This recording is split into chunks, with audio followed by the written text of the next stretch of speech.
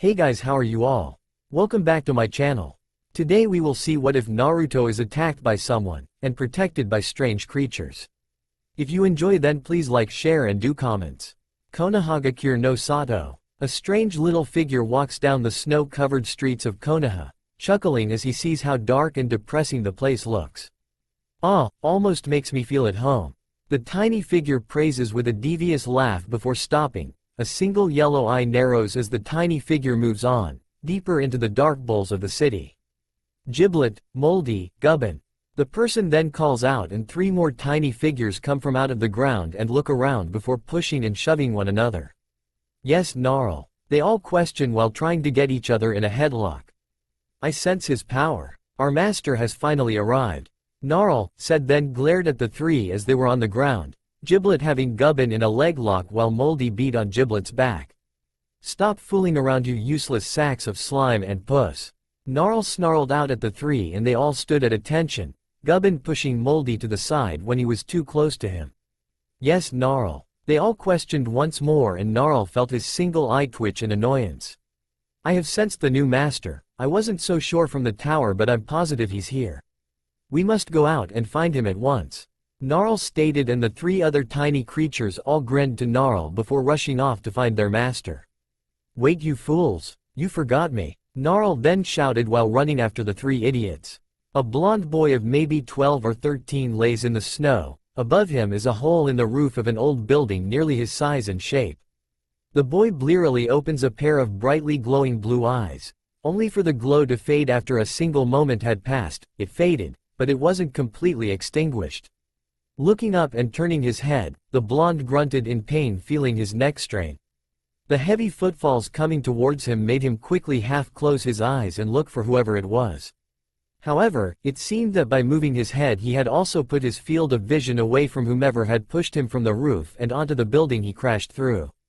Come out, wherever you are," came a sing-song voice while the blonde prayed to anything that was listening to please come help him. There you are.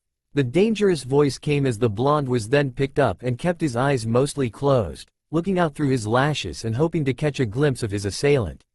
The person he saw looked to be a warrior of some kind, maybe a samurai with that armor, a loincloth-like attachment with a scarf around his neck, both of those items colored jet black.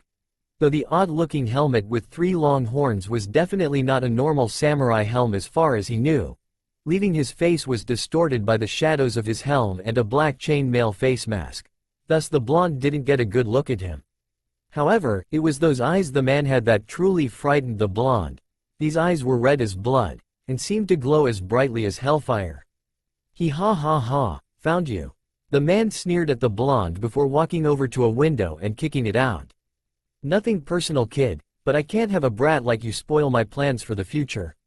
This world only has room for one overlord after all. The man sneered out and Naruto wondered what the hell this guy was talking about, before he was then thrown out of the building into a wall across the street from the other building. He's really strong, the child thought to himself before a fireball from behind pushed him through the wall and into another building. Upon bursting through the wall of the building, the blonde went tumbling to the side before landing on his back and breathing heavily. Looking up, the blonde slowly wondered why the man wanted him dead, and what he meant by only one overlord in this world when he was just a kid. And if the guy attacking him was some kind of overlord, why did he even matter to him? He also wished he hadn't gone back into the lost sector of Konoha today. He had been having a bad feeling about being alone all week, but like the reckless fool he ignored it in order to train more. You see, unfortunately for our blonde friend, this was the abandoned part of Konoha, once known as the guild halls. This place supposedly housed the guilds of Konoha. Fighter, assassin, sage, and thief guilds all once rested in this abandoned part of Konoha.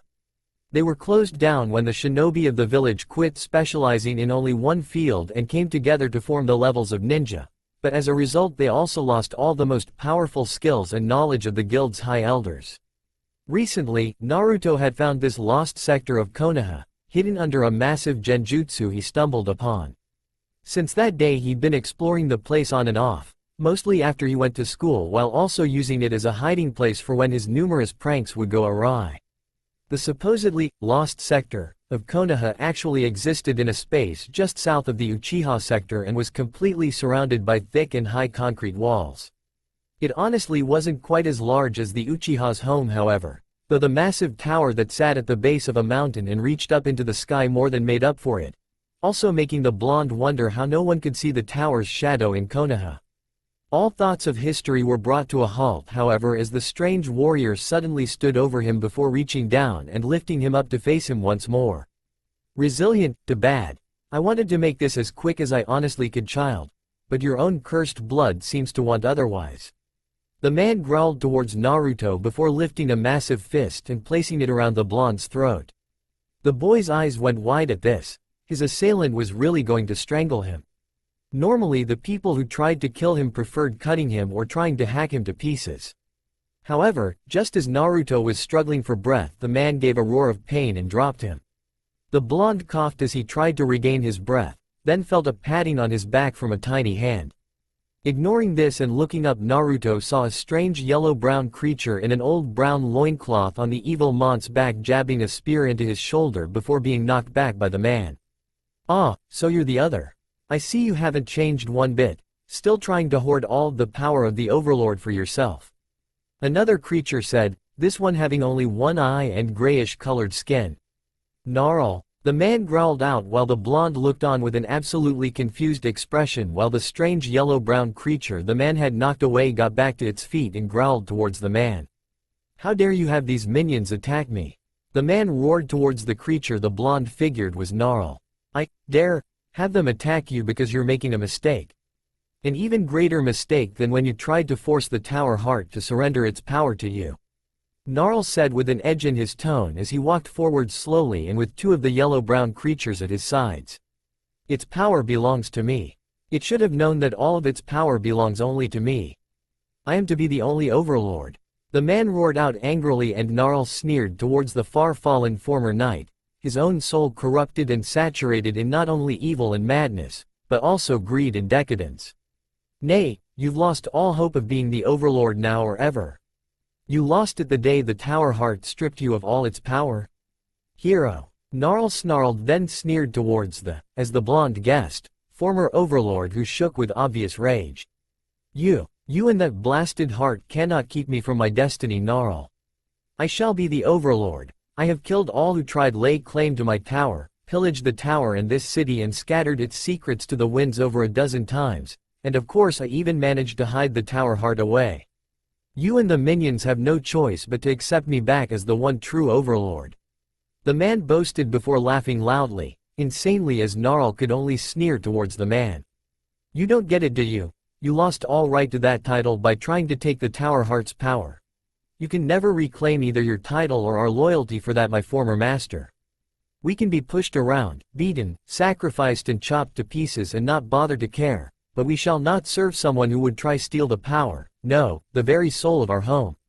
Not only that, but you killed our original master, both of his daughters, one of which was your mistress, all in your foolish attempt to gain more power," Gnarl stated with an angry sneer once more while then glaring at the now fuming man.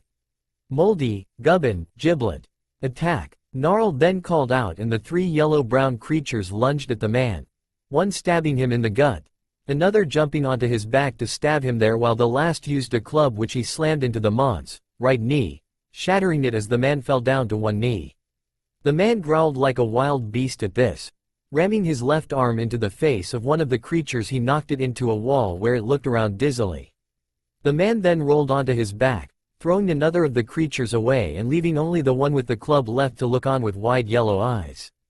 Chuckling darkly, the man pointed a hand towards the tiny creature and a ball of flames went straight for him. "Batter up," the yellow-brown creature suddenly yelled and threw its wooden club into the flaming projectile, stopping it as the flames hit the ground and started to spread, much to the shock of the supposed Overlord. Meanwhile, Gnarl had made his way over to the blonde boy and looked him in the boy's glowing eyes before grinning. "He ha ha, the true master has finally come forward," he whispered to himself while the man from before roared and lunged at him and the blonde. "Giblet, stab his other knee, and then all three of you get over here. We have to leave now, before we all become a barbecue with the new master." Gnarl barked out and Giblet laughed loudly while lunging at the large man, stabbing his spear into the back of the large man's knee, making him scream in pain as he fell forward. The three yellow-brown creatures then made their way over to Gnarl, the one who had the club, then jumping onto the blonde's back and waving towards the large man with an insane grin on its face. "Bye-bye," he called out with a laugh as they were then consumed by a blue shower of sparks and the man roared. Lunging forward, he reached out for them only to snarl when they vanished completely. He had failed to stop the next overlord. All because of that stupid little imp. "Nar rrllll." The man roared before slamming his hands into the ground. Breaking the boards, he fell into the darkness below while flames continued to consume the building completely. "You sure it's this one?" came the tiny high-pitched voice as the blonde from before shuddered before slowly opening his eyes. "Rub some acid in his eyes, that'll freshen him up," came a response from what sounded like Gnarl, while the blonde boy's glowing blue eyes opened to see himself surrounded by the faces of strange creatures. "What?" the young blonde boy questioned weakly while getting a good look at the creatures. The first looked like two of the others. It was yellow-brown, with a brown tattered loincloth, long pointed, slanted ears with large bright yellow eyes, clawed four-fingered hands and three-toed feet with spikes at their ankles, a small thin body with their spine, ribs visible even under their skin and scales on their elbows and knees, small spikes at the backs of their jaws, and their noses were more like a pig's snout, and sharp fangs completely filling their tiny large mouths while a long tongue stuck out of one's mouth. Looking to the only other creature around, he saw a gray-colored creature of obvious age. Wrinkles and worn skin covering his body completely showed his age, with white hair on its eyebrows and jaw, a long white goatee hanging from its chin, the same nose as the other three creatures, two long tattered pointed, slanted ears with three golden earrings in the left one. This one only had its left eye remaining unlike the others and was a duller yellow. He liked the others' hand-clawed hands and feet, but he wore more clothes. A red cloth was draped at the front of his body with a dark cloak around his body with long slits for his arms. Leather armor was left over his shoulders with thin bones twisted into a collar around his neck and back, while a twisted bamboo lantern hung down over his head for light of some small amount. Last, he has wrappings over his forearms and what looked like a loincloth beneath all of that. "Who? What? Where?" the blonde questioned while looking around. The room he was in was simply put, massive enough to house what looked to have once been a grand home. A pool of water sitting away from him with what looked like black marble leading to it. However, the place wasn't very well off. It had its stone pillars torn apart. Wooden beams had fallen down. The windows, if they had ever been there, were gone, allowing snow to float in. Old torches had been mostly destroyed, and after a cursory glance he also saw that numerous archways had been blocked while a chair, no, a throne he was sitting in had been mostly destroyed. "Master, it's so good to see you. I am Gnarl, the minion master," came the voice of the gray creature, and the blonde looked at him before grimacing in pain with a hand to his stomach. "I see the traitor injured you greatly, master. Alas, if only we had the tower heart or even the whites, we could heal you easily," Gnarl said with a frown before slapping one of the yellow-brown creatures. "Giblet, go fetch Jester. He knows where some healing supplies from this ninja villages are for our master," Gnarl ordered, and Giblet nodded his head rapidly before rushing out and down a flight of stairs, while Gnarl then shoved the other two creatures away from the injured blonde. After a good 30 or so minutes, Giblet returned. With him was another gray creature. Only this one was obviously younger than the other, wore a loincloth with a green-red Jester's hat and staff. "Welcome," Jester said as he jumped onto the blonde, making him grunt in pain while Jester laughed, only to be knocked around by Gnarl, Giblet, Gubbin, and Moldy for hurting him. "Fool, do you have the healing supplies or not? Our new master is injured," Gnarl snarled at the Jester, who shook but nodded to the older gray. Handing a bag over to him, Gnarl fished around in it for a few moments before pulling out some disinfectant, ointment, and bandages. "Gubbin, Moldy, Giblet, Jester, get our master off his throne and lay him out so I can dress his wounds," Gnarl ordered, and the four minions went to work without question. First, Giblet and Moldy jumped up behind the blonde and pushed him forward. Jester and Gubbin caught him as soon as they did, and Giblet and Moldy then jumped down and grabbed his legs. The four then carried the blonde forward carefully before placing him down on some level ground before Gnarl placed a pillow under the blonde's head for some minor comfort. Excuse the state of disrepair of your tower, sire, but a traitorous overlord tried to overthrow the power of our tower heart. In his foolishness he even lost his own power to the heart. Ever since then, however, that same former overlord continuously murders our masters before we can find them. In fact, you were lucky to have survived as long as you did. Gnarl explained before skipping off to the blonde's side, while the boy groaned out lightly in pain. These burns may leave a mark, sire. Wait, what's this? Gnarl said, then questioned before leaning down, Jester and the other minions coming to stare as well, pushing one another around. What they saw was that the burns on the blonde-haired youth's back was slowly healing, leaving not even a scar in its place as a small amount of steam rose from the burns. That looks like the old, hero, bloodline? Gnarl mused, and one of the three yellow-brown creatures looked to him. Hero? Does that mean our master is good? Giblet questioned, and Gnarl snorted loudly at the other creature's words. Not exactly Giblet. The hero bloodline was called that due to the fact most people who had it were actually heroes. However, many were also the most evil, vile, twisted villains to ever walk the face of the world. But barring himself, of course, I thought that our original master destroyed the last person with that bloodline for sure. Gnarl said to himself, and then had an evil grin cross over his face. Then again, this master is of his line, so I should have expected him to have it as well. Gnarl mused while adding the ointment to the blonde's burns, making him hiss out in pain. Sorry for this, master, I would rather not cause you pain, but it's necessary if we wish to heal you. Gnarl apologized while then wrapping the blonde's wound with the bandages and then disinfecting his other wounds before wrapping them as well. Jester, however, then checked on the blonde boy's legs and looked to Gnarl with wide eyes. The master. His leg is broken, he said, and the minions all started to run around screaming under Gnarl slapped them. Go fetch 2 sturdy pieces of wood. We need to make a splint. Gnarl stated while Jester checked his arms, then his neck. We need a second splint for master's right arm, Gnarl. And a brace for his neck. I think the traitor may have broken it. Jester called out, and Gnarl gnashed his teeth together in pure fury before barking out orders to the minions, who obeyed his orders to fetch what was needed to heal their new master properly. Once the 3 stooges were gone, Gnarl turned to look at Jester with a raised brow. How did you know how to check for broken bones? Even I don't know how to do that. Gnarl questioned the mumbled, and Jester grinned widely to his superior minion master. I have to check myself for broken bones and the like all the time with every new overenthusiastic overlord. Ha ha ha, Jester said before laughing loudly, and Gnarl blinked. That did make some amount of sense. It also explained why he had all of those healing items with him.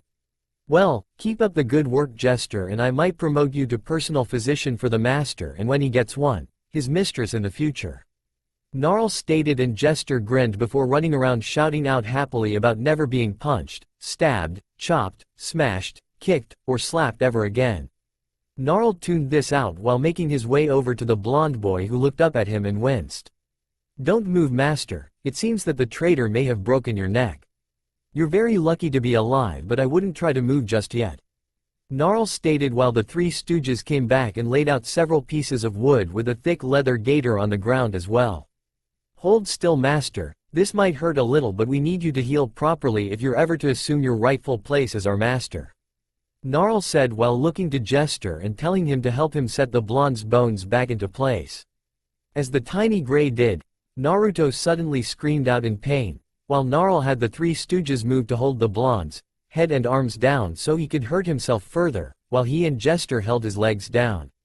Jester and Moldy then traded places as Moldy held his leg down and Jester moved his right forearm's bone back into place, the blonde screaming out in pain once more as soon as he did. Gritting his teeth, Giblet then moved to hold his arm while Jester wrapped the neck brace around the blonde's throat, then pulled on it and heard a light pop as the blonde's neck snapped back in place, but the neck brace was tight enough to keep him from moving it before he had healed. Master, can you speak? Gnarl questioned as he moved to the front of the blonde and then ordered the minions to rest him against the throne, where his back would come in complete contact with it. The 3 stooges and Jester did as ordered, picking him up, then slowly turning to where he was facing up, then moved him against the throne in the room. Jester then moved the pilling and placed it against his back so they could set him down in the throne. Once this was done, the minions all stood back. "Master, can you speak?" Gnarl questioned, and the blonde looked downward and Gnarl made an O with his mouth. "Until he heals we need to take extra care of the master, Giblet, Gubbin, Moldy, Jester. I want all four of you to head out into the forest. Jester, you know something about healing herbs that humans use, right?" Gnarl questioned, and Jester nodded his head with a grin on his face. "Good, then help those three fools and find some. Focus on ones for a regeneration potion so that Master can move within the next few days. With his hero bloodline, however, I doubt a potion would need even that long to take full effect." Gnarl ordered, and the minions moved out of the tower once more, leaving Gnarl to waddle over to the blonde. "Pardon me for not asking you this earlier, Master, but do you have a name?" Gnarl questioned, and the blonde twitched. Naruto, Uzumaki, Naruto? He managed, and Gnarl nodded before raising a brow, wondering what it meant. He asked as much. "SW, swirling? Maelstrom?" Naruto offered, and Gnarl grinned. A hurricane sounded like the perfect name for an overlord, raining death, destruction and carnage down on all the helpless little fools out there. "Very well then, Master, welcome to your new home. Welcome to your tower, sire," Gnarl said with a low bow, and Naruto looked around the ruins of this so-called tower and wondered what the hell he had gotten himself into this time. Gnarl paced back and forth watching Naruto, waiting for the Three Stooges and Jester to return with that regeneration potion. Honestly, it doesn't take this long to get a simple regeneration potion ready. The old minion grumbled under his breath just before the four other minions returned with a glowing green vial in hand. "I made it, Gnarl. I made it. See, green," Jester called out, and Gnarl took it from the annoying minion, tipped it over and let a drop hit the ground. Nothing bad happened, so he nodded his head. "Alright, seeing as it isn't acid, Jester, I'll give this to the Overlord. If it works, I'll see about raising a new Jester from the Grey Hive while you can have a promotion," Gnarl said, and Jester grinned, crossing his claws as he watched as Gnarl waddled his way over to Naruto before leaping onto the throne. "Master, this regeneration vial shall heal your broken limbs, possibly even your neck given some rest," Gnarl explained, and Naruto gave him a flat look while opening his mouth as best he could. Gnarl then poured the potion into the blonde's mouth slowly, stopping every so often to ensure he didn't drown his master or something stupid like the others might do. Waiting as Naruto finished the first gulp, Gnarl poured more of the drink for him before soon enough he had finished the entire vial. Throwing the vial back, Gnarl heard Jester duck and catch it, shouting about it being his only vial, while Gnarl then backed off as Naruto closed his eyes and slowly fell to sleep. "Alright, now be quiet so the master can sleep and won't beat us," Gnarl ordered, and Jester stood rigid, before slowly moving down to the minion pit with the Three Stooges following and snickering into their little claws behind him. Gnarl stayed behind one moment to look at their new master before nodding his head. "Sleep well, Master, you'll need all the energy you can get, after all," he said, then grinned toothily while rubbing his tiny claws together. An overlord's work is never done. With that said, Gnarl waddled down into the minion pit, leaving the blonde-haired boy behind to sleep and dream. A hand burst out of a collapsed building that had been set ablaze. An arm then followed the hand as a familiar dark figure pulled he from the ruins of the building, growling out angrily once he was free. "Gnarl," he growled out before turning towards a tower in the distance and growled out angrily. "My plans will not be ruined by you, or your new overlord. I will have my tower back whether or not you or that blasted heart want it." With that said, the man pulled himself out of the rubble and then panted out a few breaths of air. "Gather strength, young overlord, for once you have regained my power for me, I shall bury you. And take back what is rightfully mine," growled out the man with his eyes still burning red. Groaning in pain, the man stumbled off, grunting and groaning as he knew he'd need to find another unicorn to feed off of if he wanted to survive long enough to get back what he felt was truly and rightfully his all along. Morning. A pair of blue eyes fluttered open and a groan escaped Naruto's throat as he leaned forward with a hand over his head. "Ah, Master, it's good to see you're finally awake," Gnarl piped cheerfully before hopping onto the throne and then waving Jester over and pointed to his neck brace and splints. Nodding, Jester checked the blonde boy's wounds and grinned before giving a thumbs up to Gnarl. "Excellent, it seems that Jester, or should I say Doc, is more than good enough to be Master's new primary physician, as your wounds have all healed nicely, sire. Gnarl said with a smirk as Jester widened his eyes, before throwing his jester hat to the side and stomping on it with an insane glee obvious in his eyes. Anyways, welcome to the Dark Tower, sire. Gnarl said before the three stooges entered. These are 3 of your minions, they will obey your every whim and command. They would steal for you, kill for you, bleed for you, even die for you if you wish it. Gnarl explained with a grin as the 3 stooges gave a rather silly and uncoordinated bow to the blonde's amusement. Now then, Giblet, Gubbin, Moldy, help Master out of those clothes, they are not fit for the new Master. Gnarl stated while pointing to the blonde. Doc, fetch the Master some appropriate clothes. I think something in black leather armor would do well for an assassin. Gnarl said, then mused, and Doc nodded his head before rushing off with an almost eerie glee in his eyes as he jumped into a blocked-off room.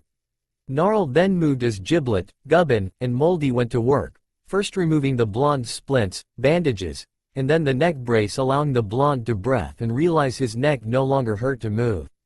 Before he could appreciate this further, the blonde found the tiny gremlins moving about him, removing his tattered shirt, his old pants, then his sandals, leaving him in only his boxers. Then with a jump from whatever hole he'd been in, Jester jumped out with a bag in hand. He then tossed it to the 3 stooges. The 3 looked inside of it, then at one another with ooze from all of them before grinning and jumping on Naruto, pulling the new clothes on instead. Master, evilness truly suits you. Gnarl said as he aided the 3 stooges in placing the blonde's new clothing and armor on. Now, let us go forth. The minion Master called out as they finished with the blonde's lower waist, then moved on to his upper body. There are many nefarious deeds to be done. Gnarl called out as they finished with his upper body, and the minion Master held a Hittite and then tied it to the blonde-haired youth's forehead. I can feel the land quaking with fear already. Gnarl said as he took a couple steps back from the blonde, leaving the boy's glowing blue eyes to gaze through shadows ominously. His clothes consisted of black tabi, a pair of black shinobi pants with wrappings over his right thigh, a tight black sleeveless shirt with a mask pulled up over his lower face, black leather bands over his biceps, a red sash tied around his waist to hang mostly over his ass with an old brown leather belt over that which had a skull buckle, and a red scarf around his neck and shoulder with a clip over it to hold it down. His armor was a little different, being made of black leather folds with red at the trim of each piece of armor. First was the knee-high pair of sandals, greaves over his feet that split his toe like the tabi only had an open heel and toes, while over his stomach and waist was a cuirass with 3 tassets hanging down to cover his hips, thighs and groin. A pair of kurokote were placed over his arms with places for concealed senbon at the back of each forearm. A silver manacle over his left wrist had a glowing sphere centered into it, and last pauldrons were attached to his cuirass under his scarf. The pauldrons matched the rest of his folded black leather armor with red trim. Last he wore a strange Hittite of the same design as the Nidame Hokage's, which was placed over his face, but this one had a spike pointing up from the middle, then 2 from the sides pointing back, much like the helmet the man who attacked him wore, only the spikes were shorter, with 3 spirals making a triangular symbol on the forehead, while a pair of long black ties fell behind his head to his back, leaving his spiky blonde locks to point up and his glowing blue eyes to gaze out through the shadows. As we are sure, Master, you are most likely a ninja, so we felt it would be better for a more ninja-like armor than what we would normally give you. That is our lightest armor without using magic, and without our smelters that is more or less impossible. Gnarl explained, and the blonde looked down at himself, seeing only a pair of glowing blue eyes and spiky blonde hair of his original self. I look different, Naruto mumbled, looking at his visage then grinning under his mask as he chuckled. But I got to say, I really like this outfit, Naruto said before clenching his fists and looking at his kurokote, and Gnarl grinned. We are happy to serve you, Master. But perhaps I should explain what is going on right now. I am Gnarl, the minion master and devoted servant of darkness, in case your eminence has forgot. Gnarl said while walking over to an archway and walked down a flight of stairs, while Naruto checked the senbon slots on his gauntlets and groaned, seeing none of the needles were present for a weapon. Master, follow, follow, one of the 3 stooges called out before grabbing Naruto's right arm and pulling him after Gnarl as the tiny gray stood beside a strange pit with float rocks. This cavern is the spawning pit, sire. This is where new minions are born, and live. Gnarl explained while waving his arms out, and Naruto took notice of the area besides the pit in the center. He saw numerous archways all over the room, 4 to be precise, one with a lava field, one with a desert area, one with a waterway, and the last had a swampy green look. Rocks of all types were around the main area however, with all kinds of carvings in them and even some knocked down pillars. Beyond those was a door to the back of the area, which looked to go outside. Now that you are here, you can call forth minions from this minion gate. Gnarl explained while the 3 stooges then jumped up and into the minion gate. Use your mind, sire, the tower is linked to you, and you to it, just as we minions are. We are part of the tower and as such we are also part of you, so call the minions with the power of your mind. Gnarl exclaimed and Naruto twitched. Anyone in Konoha could tell you he didn't have much of a mind, but that didn't mean he wasn't going to try. Taking a deep breath, Naruto held his left arm towards the gate and then closed his eyes. Thinking of the 3 stooges, Naruto flexed his hand 3 times and heard a strange sound each time. Opening his eyes, he was slightly shocked, yet proud to see 3 minions now standing before him. Oh, look at them, they're so happy to have a master to serve again. They're all ready to loot and pillage at your command. It warms my black heart to see them so attentive and ready. Gnarl said, and Naruto raised a brow. Though he knew what an overlord was, he wasn't so sure he actually was one himself. Now then, since I will have to arrange for a new grade to replace Jester, and since we have no weapons since the betrayer stole them, I shall answer any questions you might have about this place, the minions, or even why you're the new overlord. Gnarl stated with a grin, and Naruto wondered if the little thing could read his thoughts somehow. Where exactly am I, Gnarl? Naruto decided it would be best to figure that out before anything else. It wouldn't do not to know where he was in case he needed to leave for home after all, though. Gnarl said this was his new home, and though it was a pretty rundown, he could admit it could be nicer than his own already rundown apartment with the help of these minions. Ah, this is the Dark Tower, my lord. Created by your ancient ancestor, the first of all the many overlords throughout history. Gnarl said proudly with a wide grin while Naruto's jaw dropped at that bombshell. He literally owned this entire place.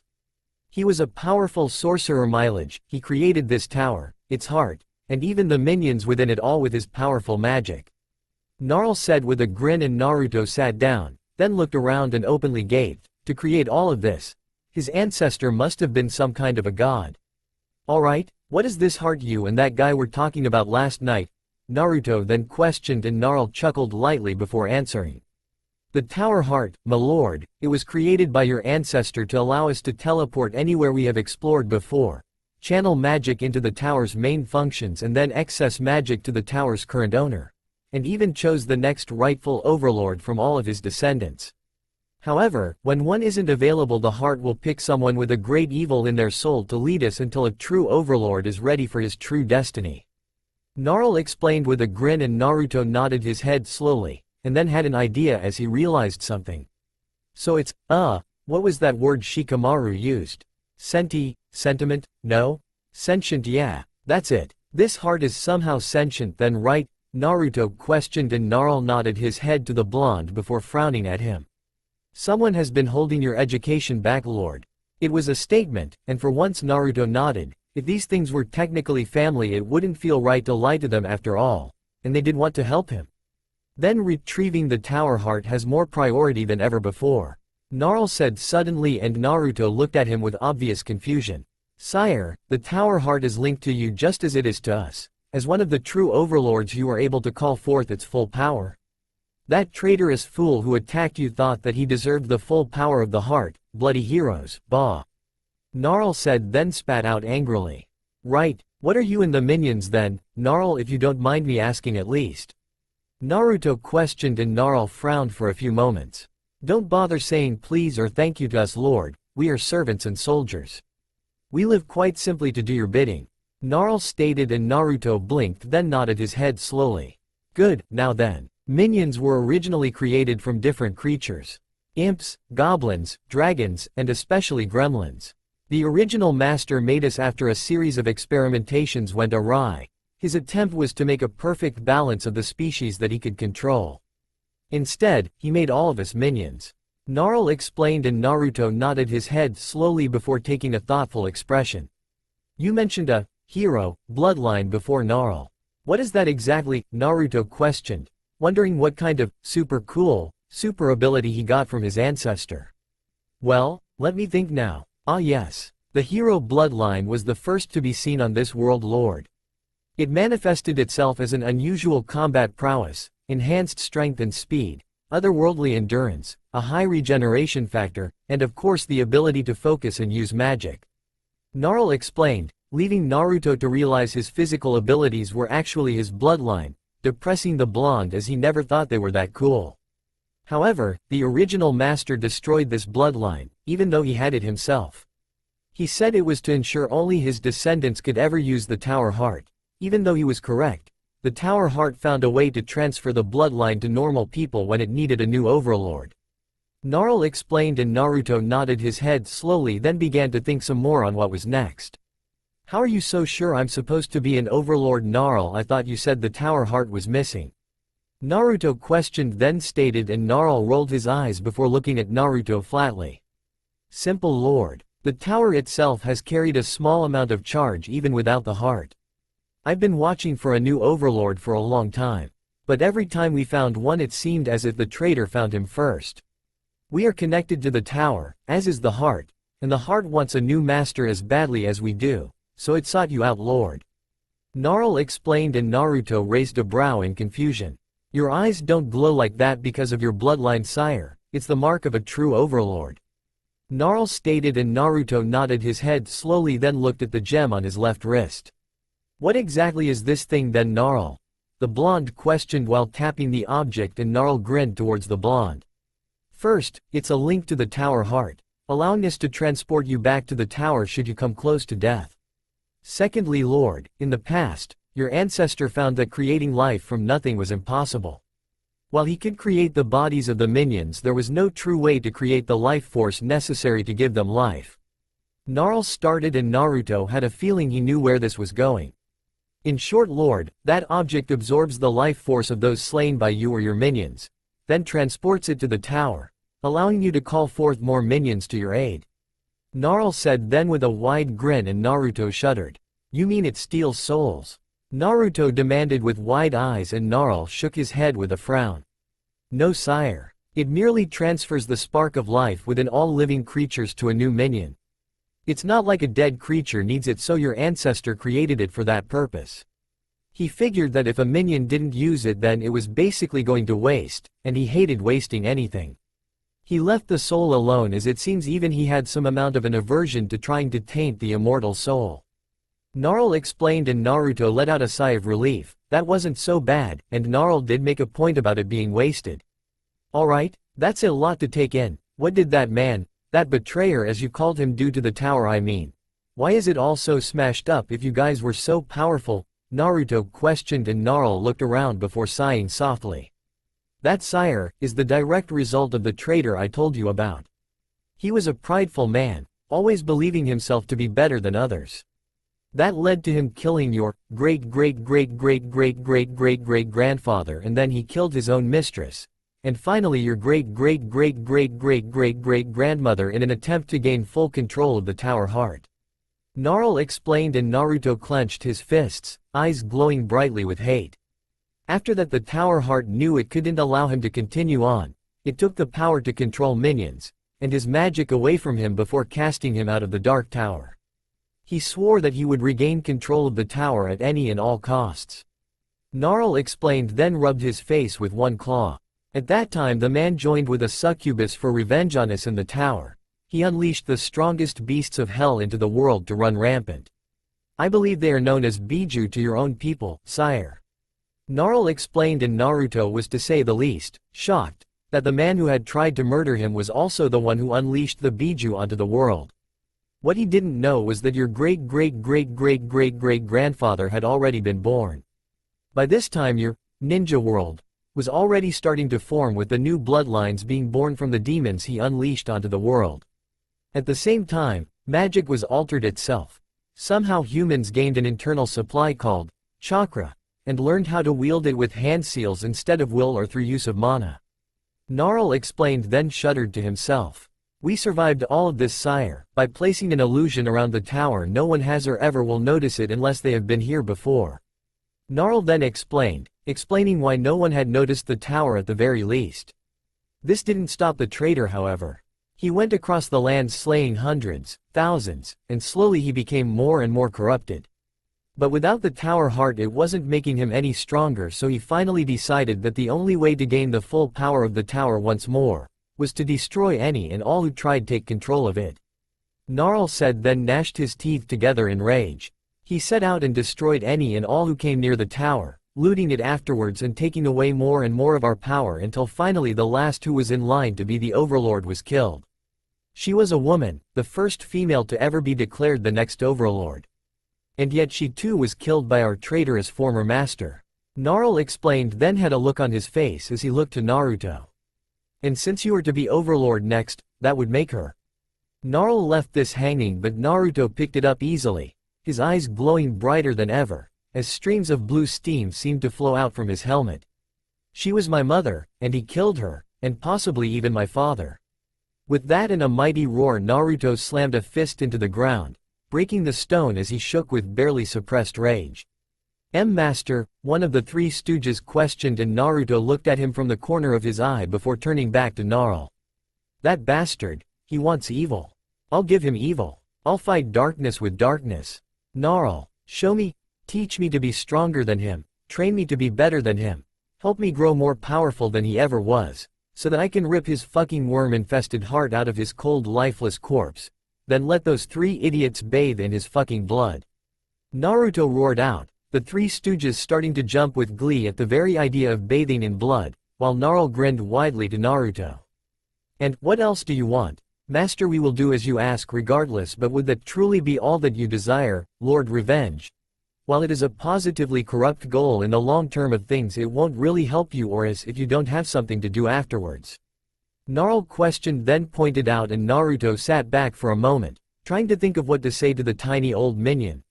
Looking at Gnarl, then to the swirling portal of mystical energy in the center of the room, Naruto knew what he wanted and his eyes burned blue fire. Standing up proud and tall, the dark visage of the Overlord seemed to loom over Gnarl once more and made him give an excited shudder. I will rebuild this tower. My ancestors' home, I shall reclaim all that was taken from it by that traitor. I shall reign over this land as my ancestors did, long ago. Naruto stated darkly, and the three stooges cheered behind him while Gnarl merely grinned, an evil glint in his eyes. I will no longer take any abuse from Konoha, or anyone for that matter. I shall have my minions serve me well. Together, we shall travel the world, gain power and destroy those who would dare oppose us. Naruto said while clenching a fist as his hatred and rage continued to burn in his heart. In short, Gnarl, I shall become what the village has feared most. Naruto said darkly while Doc ran into the room and watched as Naruto raised a fist into the air, eyes still glowing as though they were blue flames. I shall become the true Overlord, a bastion of evil and darkness the likes of which none has ever known. He screamed to the heavens above while the three stooges clapped and cheered, one seeming to cry tears of joy while Doc then flipped down and beside Naruto at that point and bowed to him. All hail, the new Overlord! He exclaimed loudly as Naruto lowered his arm, and Gnarl grinned a crooked grin while looking at his new master proudly. Yes, all hail the Overlord indeed? Dark Tower. Gnarl and Naruto sat in the throne room while the three stooges went around moving what little of the rubble around the room that they could out of the way. We really need a crane, sire, and some shovels, picks, axes, and a couple wheelbarrows, and any other digging or repair tools might also be nice. At least if you ever want to think straight in this lifetime? Gnarl said while watching the minions, and Naruto looked at him with a raised eyebrow. What does that mean, Gnarl? How would the tower's state of disrepair have any kind of affect on me? The blonde questioned, and the tiny old minion master sighed to himself. As I've said several times before, master, you and the tower are bonded to one another just as the minions are to you and it. However, due to the nature of your bond with the tower, you are more heavily affected by its current state. Or, in layman's terms, master, so long as the tower is in shambles, so are you, in both body and mind. Gnarl explained, and Naruto felt his jaw drop before he twitched and crossed his arms. Priority 1. Fix this damn place so I can think straight. What affects what about me, Gnarl? Naruto said, then questioned while Gnarl stretched. The minion caches that we used to have allow you to split your concentration to multiple areas, thus also allowing you to control more minions for each cache you have. So in other words, they would add 5 minions to your horde while allowing you to concentrate on 2 different areas at once. Gnarl explained, and Naruto nodded his head slowly, and then motioned for the old minion master to continue. The tower heart affects focus, both of magic and your ability to focus your thoughts. Without it, you'll lose your train of thought fairly easily, sire, and won't be able to focus your magical energy either. Gnarl explained animatedly once more, and Naruto leaned back, wondering why his ancestor bonded them to this place so literally. Next is the health columns. They affect the amount of stamina and how strong your regeneration factor are. By gaining more, sire, the tower will be able to add to your stamina, increasing your overall health till you're better than a prime racehorse. Gnarl explained while Naruto tried his hardest to concentrate, making it top priority to get that damn tower heart back if he had to. Next is the mana stores. They increase the tower's ability to supply you with mana, or chakra, as you ninjas seem to call it. It will also give you greater control of what amount you already have. They also affect your IQ. The more you have, the smarter you become. Gnarl explained, then looked around as the 3 stooges continued trying to move things around. Next, the forge. It is directly linked to your creativity, Lord. The more creative you are, the more items we will be able to forge for you. The smelters in the forge area merely affect your ability to think diversely, thus giving your creativity a slight boost. The arena over that way affects combat experience. Once it's repaired and reopened, you will retain and remember your combat knowledge more easily. Gnarl explained, pointing to the areas that housed what he was talking about, before taking a deep breath while the 3 stooges and Doc were now trying to move an old torch. The private quarters affect several aspects of your lordship's normal personality and traits. Primarily, however, it supports your memory. Once repaired, you will be able to recall most anything you've learned instantly. It also affects your urges, as that area, a certain room in particular, was the one used by the former overlords to relieve their tension.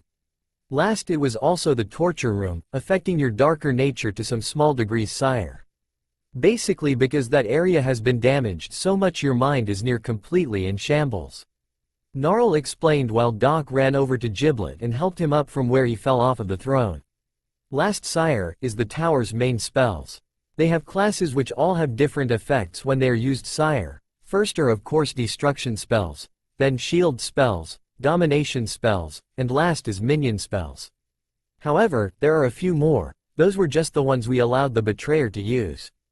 The rest are restoration spells, illusion spells, and alteration spells. The spells don't affect you like the rest of the tower does. But they do allow you more powers without the use of those bloody hand seals. Allowing you more powerful effects as well, master. Truly, you wouldn't want to waste your power on those ninjas' weak little jutsu when you could rain fiery death down with one of the tower's powerful spells. Gnarl boasted with an evil grin while Naruto nodded slowly before standing up and then stretching. I'm going to go look for the tower heart, Gnarl. Any idea where it might be? Naruto questioned, and Gnarl took a thoughtful expression while stroking his beard. The tower heart couldn't have been taken any more than a few miles away from the tower, sire. If it was, it might break, and that fool wouldn't dare risk destroying his only chance to reclaim the power of the Overlord. Gnarl explained, and Naruto nodded before looking to the 3 stooges as Gibbon and Moldy were trying to attack Doc. You 3, he stated, and they all stopped, turning around quickly to salute him. We're going out to find the tower heart, he stated before turning and walking towards the spawning pit, the 3 stooges and Gnarl following after him. Gnarl, are you sure you should be coming? Naruto questioned as they entered the spawning pit, heading towards the door at the other end of the chamber. It doesn't really matter, sire. I have to come and guide you through the basics of controlling the minions at the least. And I won't be able to speak to you outside of the tower until you retrieve the tower heart. Gnarl explained, and Naruto frowned while they exited the tower into a snowy field. Cold, dark, barren, and lifeless? I like this place, Gnarl said with a very wide grin before the group trudged through the snow. Gnarl, what do you know about the sector of Konoha that's mostly hidden under a genjutsu? Naruto questioned, and Gnarl took a thoughtful expression. The guild halls, sire, he questioned, and Naruto merely nodded. They were around when this village was first created. However, once the shinobi of the village stopped specializing in singular fields, the Hokage of the time saw no real need for this area anymore. The illusion, or genjutsu as you and other nin call it, was my work so that no one would check this area out. I figured that once we had a new overlord we could also use a place for any servants or slaves that your lordship may acquire in the future. Gnarl explained before laughing evilly, and Naruto nodded his head slowly, then looked around and noticed some sheep. Sheep? Naruto questioned and saw Gnarl snarl in hate. Blah, worthless bleeding creatures. All they do all day is frolic about the fields, eat, shit, and drink. Lazy good-for-nothing vermin if you ask me. Gnarl raged and Naruto frowned. Gnarl did have some amount of a point. These sheep were little more than annoying. Let's put them out of our misery. What do you say, Gnarl? Naruto offered, and a feral grin came to Gnarl's face. Oh yes, master. Please do, he said happily, and Naruto held a hand towards the sheep. Concentrate, master. If you want the minions to attack a single target, picture the target in your mind, then the minions attacking it. Gnarl explained, and Naruto flexed his hand 3 times. The 3 stooges moved quickly with their clubs and jumped onto the sheep, one of them bashing its head in. Good, master. Gnarl exclaimed with a grin while a minion held its hands over the sheep's body, then ran to Naruto. For you, it said with a bow while holding a yellow sphere up. Ooh, that's brown life force, sire. It can be used to summon more of your browns. Gnarl explained with a grin, and Naruto placed his left hand onto the sphere and watched as it was pulled into the sphere on his wrist. Wait, browns, are there more minion types then, Gnarl? Naruto questioned, and the aging minion master nodded his head.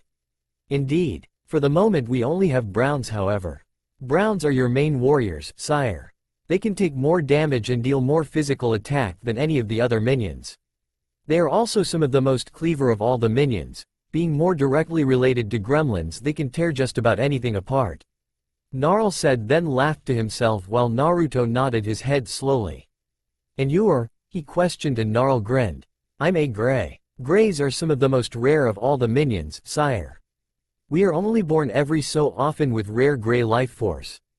A gray is the most intelligent of all the other minion types. We're also invincible to any form attack, though we can still be greatly wounded. Unfortunately we have no real attack to call our own. Doc is also a gray, and soon I'll have a new jester as well. Gnarl said simply, and Naruto nodded his head slowly before walking off and shooting the minions at another sheep. As before, they killed it and brought the blonde some more of the brown life force. Excellent, master. Now try and sweep your minions to get that one beyond the bridge of branches. Gnarl said, and Naruto looked to him, making the old minion master give him a sheepish look. Right, I should explain how first. When you wish to make your minions follow a complicated path, master, it is best to sweep them through it. Using your connection to the minions, guide them by controlling their will with your own. Gnarl stated, and Naruto looked at the minions, then held out his left hand once more. Concentrating on the 3 stooges, he then visualized them moving over the bridge to the sheep. Opening his eyes, the blonde watched in some amount of awe as the minions followed that same path, soon jumping on top of the sheep and killing it. One heading back with the life force while the other 2 started to destroy a couple of old pots. Minions are quite clever creatures, sire.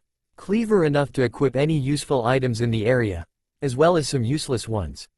Gnarl explained, then admitted with a shrug of his shoulders as the 2 minions came back, one wearing a raggedy shirt, the other with a small dagger in hand. I see what you mean, Naruto murmured, then turned and walked towards the lost sector with the minions in tow behind him. Looking forward, he saw that the lost sector was simply a long street with buildings to either side, a second street to his left and a third to his right completing the sector, as it was obviously significantly smaller than even the Uchiha residence. So how many minions will I be able to control? Naruto questioned, and Gnarl grinned towards his master. 5 at first, master, but with every minion cache you reclaim you'll be able to split your concentration further between more, allowing your eminence's keen mind to control even more minions. Gnarl explained as they entered the city limits, a strange hole opening from the ground. This is a minion gate, sire. From here you can call more minions to your side, Gnarl said with a grin, and Naruto nodded. Holding his left hand out, he flexed it twice and 2 minions jumped out grinning. Gobi. One exclaimed happily before hugging the other. Grubber missed you. Grubber called out while Gobi pushed Grubber off of himself and then saluted to Naruto with a wide grin. Master, it an honor to serve. Gobi called out and Naruto looked to Gnarl. Why do they have names? He questioned and Gnarl snickered. The original master created only 5 of each of the many minion clans. So in effect only those 5 are actually capable of any intelligent thought. While the rest draw from your mind, Lord. Or if you want it in more mediocre simple terms, there is only 5 of each color, while the rest are basically brainless idiots who follow your every order, sire. Gnarl stated with a smile and Naruto nodded his head slowly, halfway deciding he only wanted to summon 5 of each color to make sure he didn't get the brainless ones, but if they died he'd kind of miss having competent workers at the tower. Alright then, Gobi, Grubber, Gubbin, Giblet, Moldy.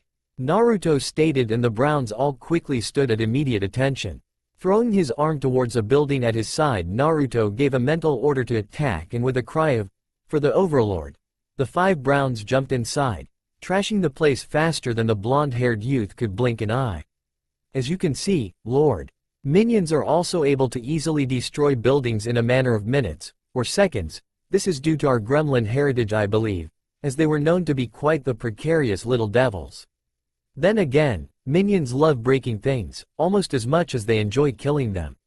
Gnarl explained then gave an evil laugh as the 5 Browns came out of the building, one holding a bag, one with a helmet on his head, one with a slightly longer sword and one with gloves on. For you. The one with the bag said while giving it to Naruto, which the blonde opened and found a small pile of gold within. Holy! Naruto murmured and looked to Gnarl with wide eyes. As you can also see, Lord. Minions will collect items for you that they believe to be useful for your ambition. Gold, health potions, mana potions, regeneration potions and all other manner of items will be brought directly to you even under pain of death if you should need them. Gnarl replied and Naruto got a sudden idea. Gnarl, while we're looking for the tower heart, why don't we also try and collect some things to repair the tower? Naruto questioned with a slight grin on his face and Gnarl stroked his goatee before chuckling madly. Yes, that sounds perfect, Lord. Give the order and the minions will first find something to pull to the tower, or even a tower gate once we manage to find the tower heart. Then they will collect any and all useful or valuable items in the area and place them on whatever they find to carry it. Gnarl explained and Naruto looked around for something to use to pull the items back to the tower. He spotted an old platform with handles on it, and instantly pointed his hand towards it, the 5 Browns moving to bring it over and then placing it on the center of the street. The Browns then rushed back into the building they had ransacked. The sounds of stuff breaking and crashing could be heard before they came out carrying books and some tools, which they put onto the pedestal. Naruto then pointed to another building and as before with crashing and breaking the minions came out, dressed in more clothes this time. They put some gold, a shovel and some more books down on the pedestal. If you'll excuse me, Lord. I'll make certain those fools don't bring out multiple copies of the same books. With that Gnarl waddled over to the pedestal and began to look at each book, before throwing one into the building it came from. Looking forward, 2 of the Browns came and started pulling the straw pedestal further down the road with Naruto following at a sedate pace. He could really get used to this. Watching as the minions brought out all manner of objects, tools, gold, and even weaponry, Naruto was surprised when they produced what looked like torture equipment from a rather average-looking house. BDSM stuff. Ha ha ha. Gubbin laughed out with Moldy and Giblet laughing as well before jumping into another building with Gobi and Grubber, ransacking the home and running out with more items. What's BDSM mean, Gnarl? Naruto asked the tiny aging minion master, and then saw him grin stupidly before shaking his head and giving a light chuckle. I'll explain when you're older, master. You don't really need to learn about that until you find a mistress, or maybe some servants, or even a couple slaves or prisoners. Gnarl said then added with a toothy grin, making the blonde overlord blink before raising a brow in confusion while the 5 Browns continued to ransack the lost sector until they came to the last 4 buildings, on the first street. These 4 buildings are known as the main guild halls, sire. Gnarl explained and Naruto frowned to himself, wishing he'd paid more attention to Iruka when he'd explained about the lost sector now that he practically owned it. What hall is for what then? Naruto questioned and Gnarl grinned widely. The first building to your immediate left was once the Thieves' Guild. They were the ninja branch who went on retrieval and espionage missions for the village until their training was integrated into the main shinobi forces. To your immediate right is the Assassins' Guild Sire. Known to many as the Dark Brotherhood, they were obviously the assassins among the ninja ranks who took those types of jobs for the Hokage. Ironically, they were best known for their kenjutsu and genjutsu unlike the others. Gnarl explained, and Naruto looked first to his left, seeing a building with a purple banner, which was the Thieves' Guild, then to his right seeing one with a black banner, the Assassins' Guild. The center right is the Fighters' Guild Lord, where taijutsu experts were known to congregate and fully expand their arsenals of techniques to become masters of their own personal styles. To the center left is the Sage or Mage Guild, where warriors of ninjutsu practiced their art while also storing the scrolls that held their most powerful ninjutsu techniques. Gnarl said, and Naruto looked to the Fighters' Guild, seeing a red banner, while the Sage Guild had a blue banner. So if you guys were to ransack each building, you could probably find some powerful scrolls and training equipment, Naruto questioned, and Gnarl nodded his head. And if we leave them alone, you could save those scrolls for future servants to learn from, unless you don't want ninja under your command. Gnarl said, then offered, and Naruto frowned to himself. That didn't sound too bad either. What if I were to take the most powerful scrolls, but leave lesser, more basic scrolls and the buildings intact? Naruto questioned, and Gnarl actually had to think on that one for a few moments. Take the greatest power so that they cannot overpower yourself, my lord? Gnarl questioned, and Naruto nodded his head, gaining an evil laugh from Gnarl. I do believe you're starting to get the hang of this, sire. I shall start work as soon as we recover the Tower Heart. Gnarl stated, and Naruto looked at him strangely. Without the Tower Heart, Lord, I won't be able to fully control a platoon of minions to gather the scrolls you wish to have while I decide what should and should not stay. Gnarl explained, and Naruto made an O with his mouth before nodding, and they turned down the next street. Why is it so hard to find this Tower Heart, Gnarl? Naruto questioned, and Gnarl grunted lightly to himself. The betrayer knew what he was doing, master. He intentionally hid it somewhere no one would go looking for it. Gnarl stated, and Naruto looked around the buildings while the minions continued to collect things for the tower. I must admit, once we have the tower repaired, I might just have the minions begin to repair this sector. Gnarl then mused, and Naruto looked at him strangely. Purely for your use, of course, Lord.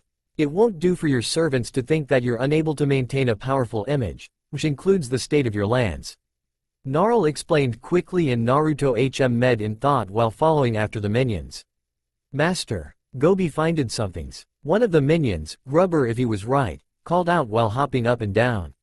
Really, where? Naruto demanded, and Grubber pulled him by one arm, Gnarl grumbling about the little fools disrespecting the master under his breath as they pulled him to an old dark alley. Something covered in dirt and grime was on the ground. When Gobi jumped on dirt, he hit his head and hurt himself. Grubber said with a laugh, and Gnarl frowned before walking over to the pile of dirt and then wiped some off and grinned, seeing a familiar glowing sphere beneath it. We've found the Tower Heart, master. Gnarl exclaimed, then ordered the 5 minions to move and pick it up, pulling it out of the dirt to reveal the massive heart as it glowed and shone brightly. Move it, don't dilly-dally. Moldy, stop trying to ride on that. Gubbin, put your back into it. Giblet, I see you pretending to move it with only one claw.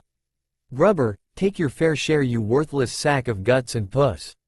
Gnarl snarled at the minions as they carried the large sphere, then walked over to a strange platform in the ground and set it down.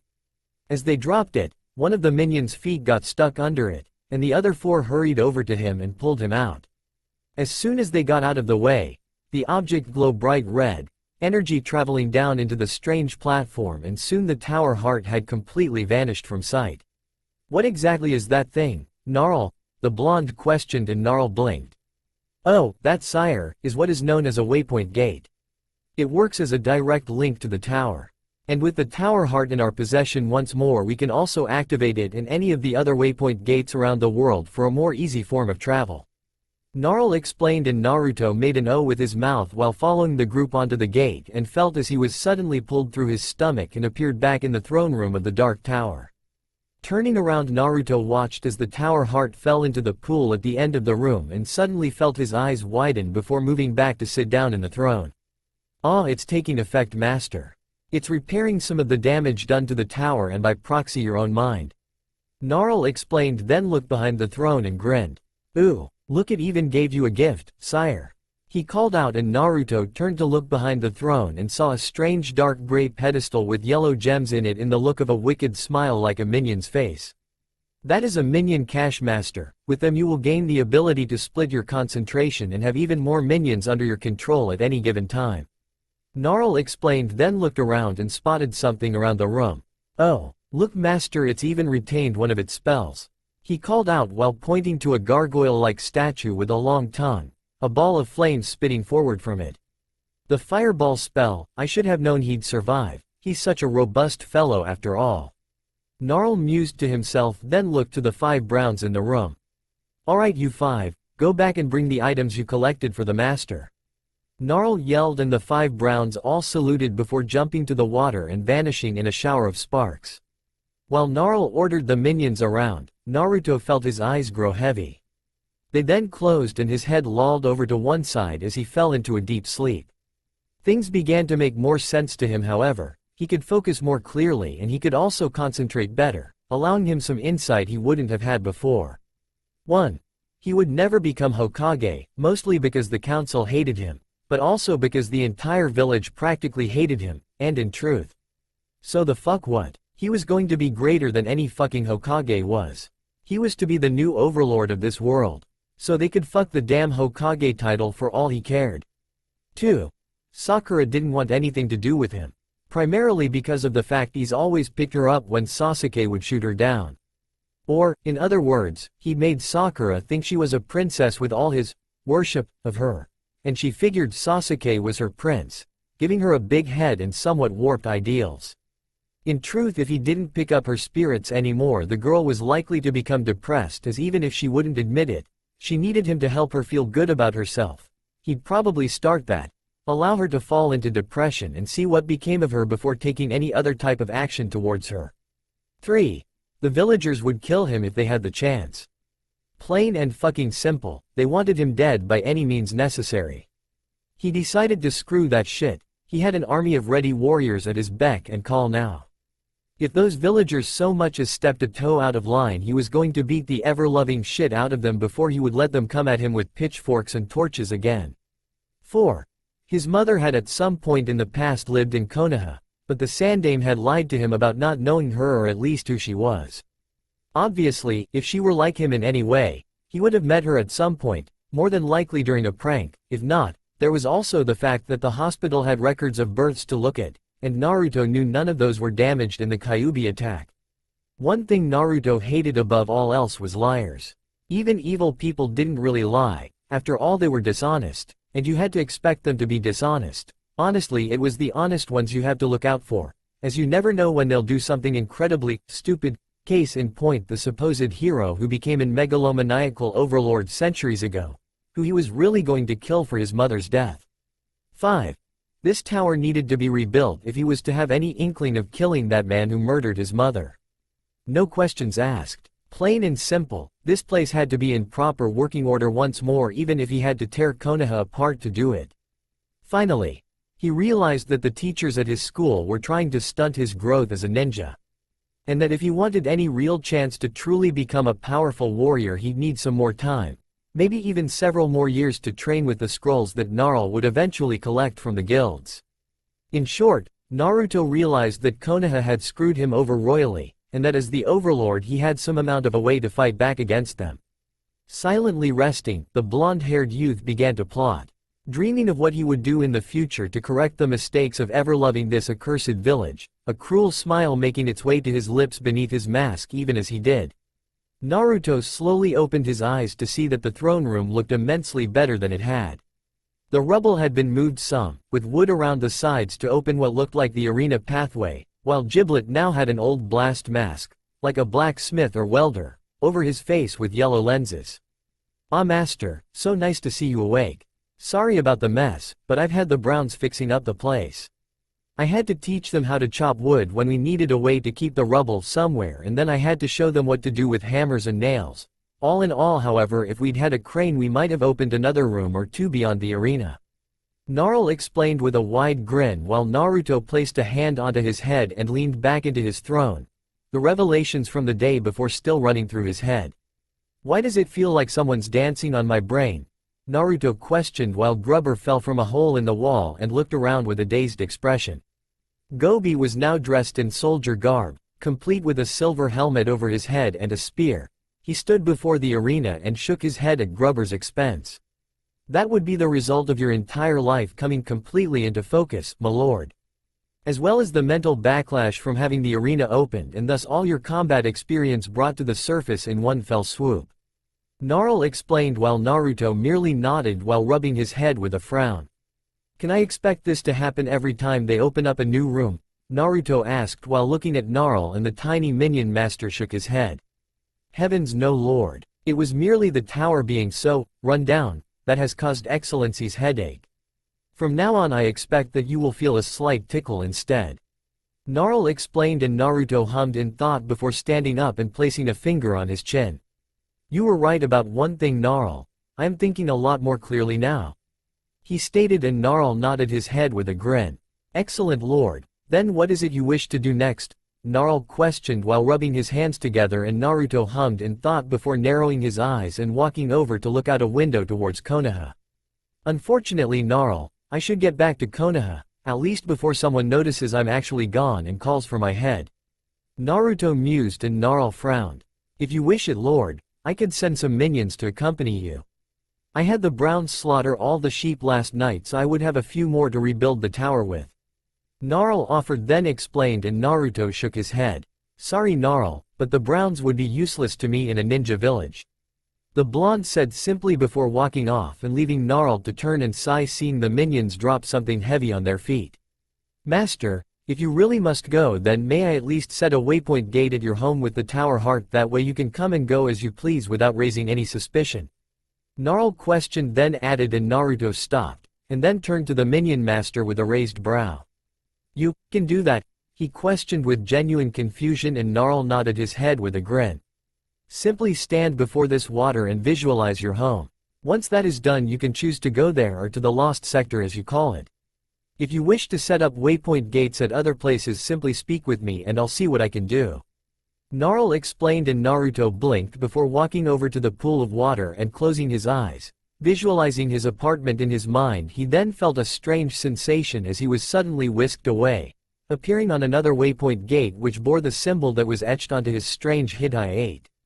Looking around, he sighed in relief that the gate was in his closet. Glad for that, Naruto stepped off of the gate, then closed his closet door and looked around. Stretching, the blonde then removed his face guard, Hittite 8, and put it on his bedside table. Stopping, he then opened a drawer and dropped it into that instead so no one would notice it, while he then wondered if he should leave his armor or not. On one hand, the armor did look much more imposing than what his normal clothes looked like. And bright orange hurt his eyes so bad now he didn't think he'd be able to stand wearing it ever again. On the other hand, however, if he ever captured someone in or from Konoha wearing his armor, they would know who he was instantly. While if he saved it for later, they wouldn't know where they were if he took them to the tower, who he was due to the armor concealing his identity, and last, he could scare them more easily with it at that kind of moment. I'll wear the pants, shirt, scarf, sash, belt, and find a different pair of sandals. Naruto finally decided as he began pulling his armor off, then looked around and went to his closet. Pulling a chest out of there, he opened it up and placed his armor into it, over some other stuff he had been saving for when he finally made Genin. Nodding, the blonde closed the chest, then moved it into his closet, but grabbed a pair of black shinobi sandals from inside before he closed the door and smirked. Pulling the sandals on, he walked into his bathroom and looked at himself in the full body mirror, seeing the black ninja sandals, black shinobi pants, a red sash around his waist with his brown leather belt over it, a skin-tight sleeveless black shirt with a face mask rolled down to his throat, black bands over his biceps, and a red scarf wrapped around his throat with a brass brooch hanging from it. Not as threatening, but overall an improvement, Naruto said with a smirk while crossing his arms. Looking around, he then walked over to his bathroom to look at himself. Noting his eyes, he frowned slightly before shrugging it off and deciding he'd do something about that later. However, stood still when he felt a strange tickle at the back of his mind and briefly wondered what was going on. Testing, 1, 2, 3, testing. Is this thing on master, can you hear me? Gnarl's voice seemed to come from all around and made Naruto look all around himself before crossing his arms and then laying on his bed. What is it, Gnarl? Naruto questioned aloud and heard Gnarl chuckle. Greetings, master. As I said, I can speak with you now thanks to the tower heart. Gnarl explained and Naruto raised a brow. He called to tell him that, also, I can hear your thoughts, sire. So it might be a smart idea to think when you wish to talk to me unless you want people to think you're completely mad.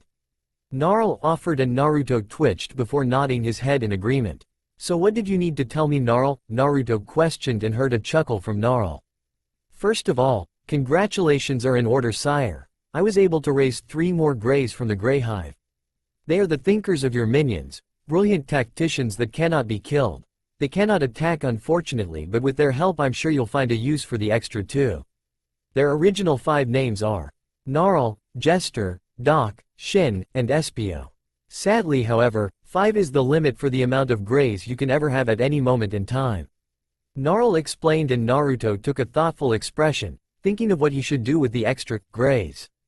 Could one be a spy? Naruto questioned and heard a hum from Gnarl. Never thought of that, but that could work for one of them, Lord.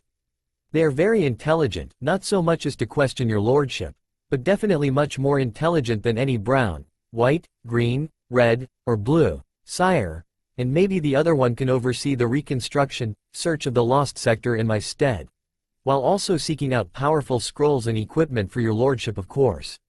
Gnarl offered with Naruto mentally agreeing with the aging minion master.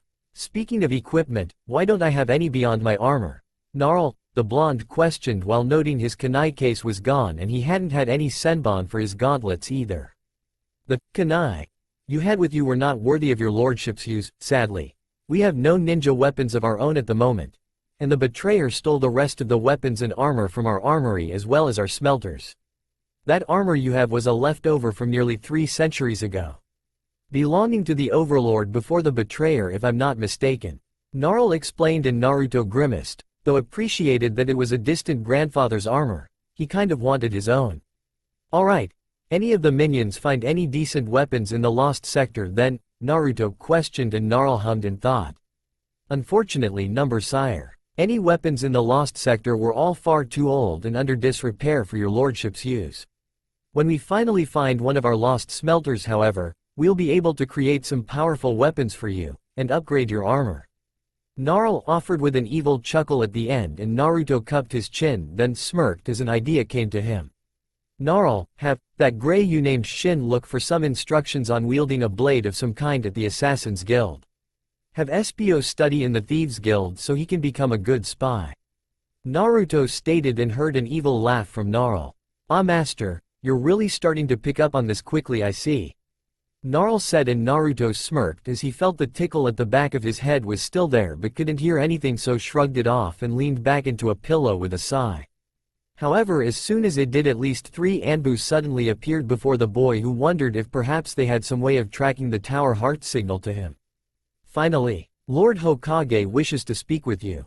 Now, one of the Anbu growled out with obvious irritation, though from the finally, Naruto suspected they had been sent out to find him some time ago. Ah, the joys of owning a tower only he and an army of his servants could see.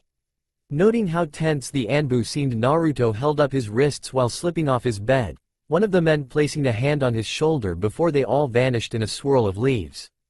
Hokage Tower. Naruto had one eye opened as he saw the Hokage sitting behind his desk and groaning, rubbing his temples and looking like someone had ruined his life.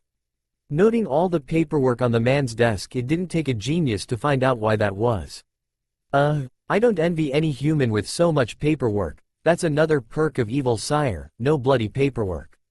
Gnarl said and Naruto smirked slightly. Yes, being evil was becoming more and more appealing by the second. Hey Gigi, what's up? Naruto questioned, pretending to be the same little fool he was only a day or 2 ago. The old man blinked at this, then looked up at Naruto and gave a brief sigh of relief seeing him.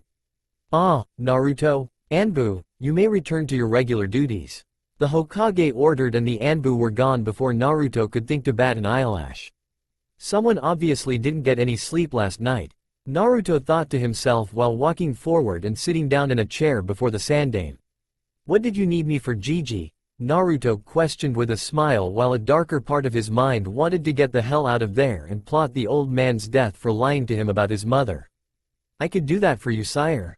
Naruto offered and Naruto yawned.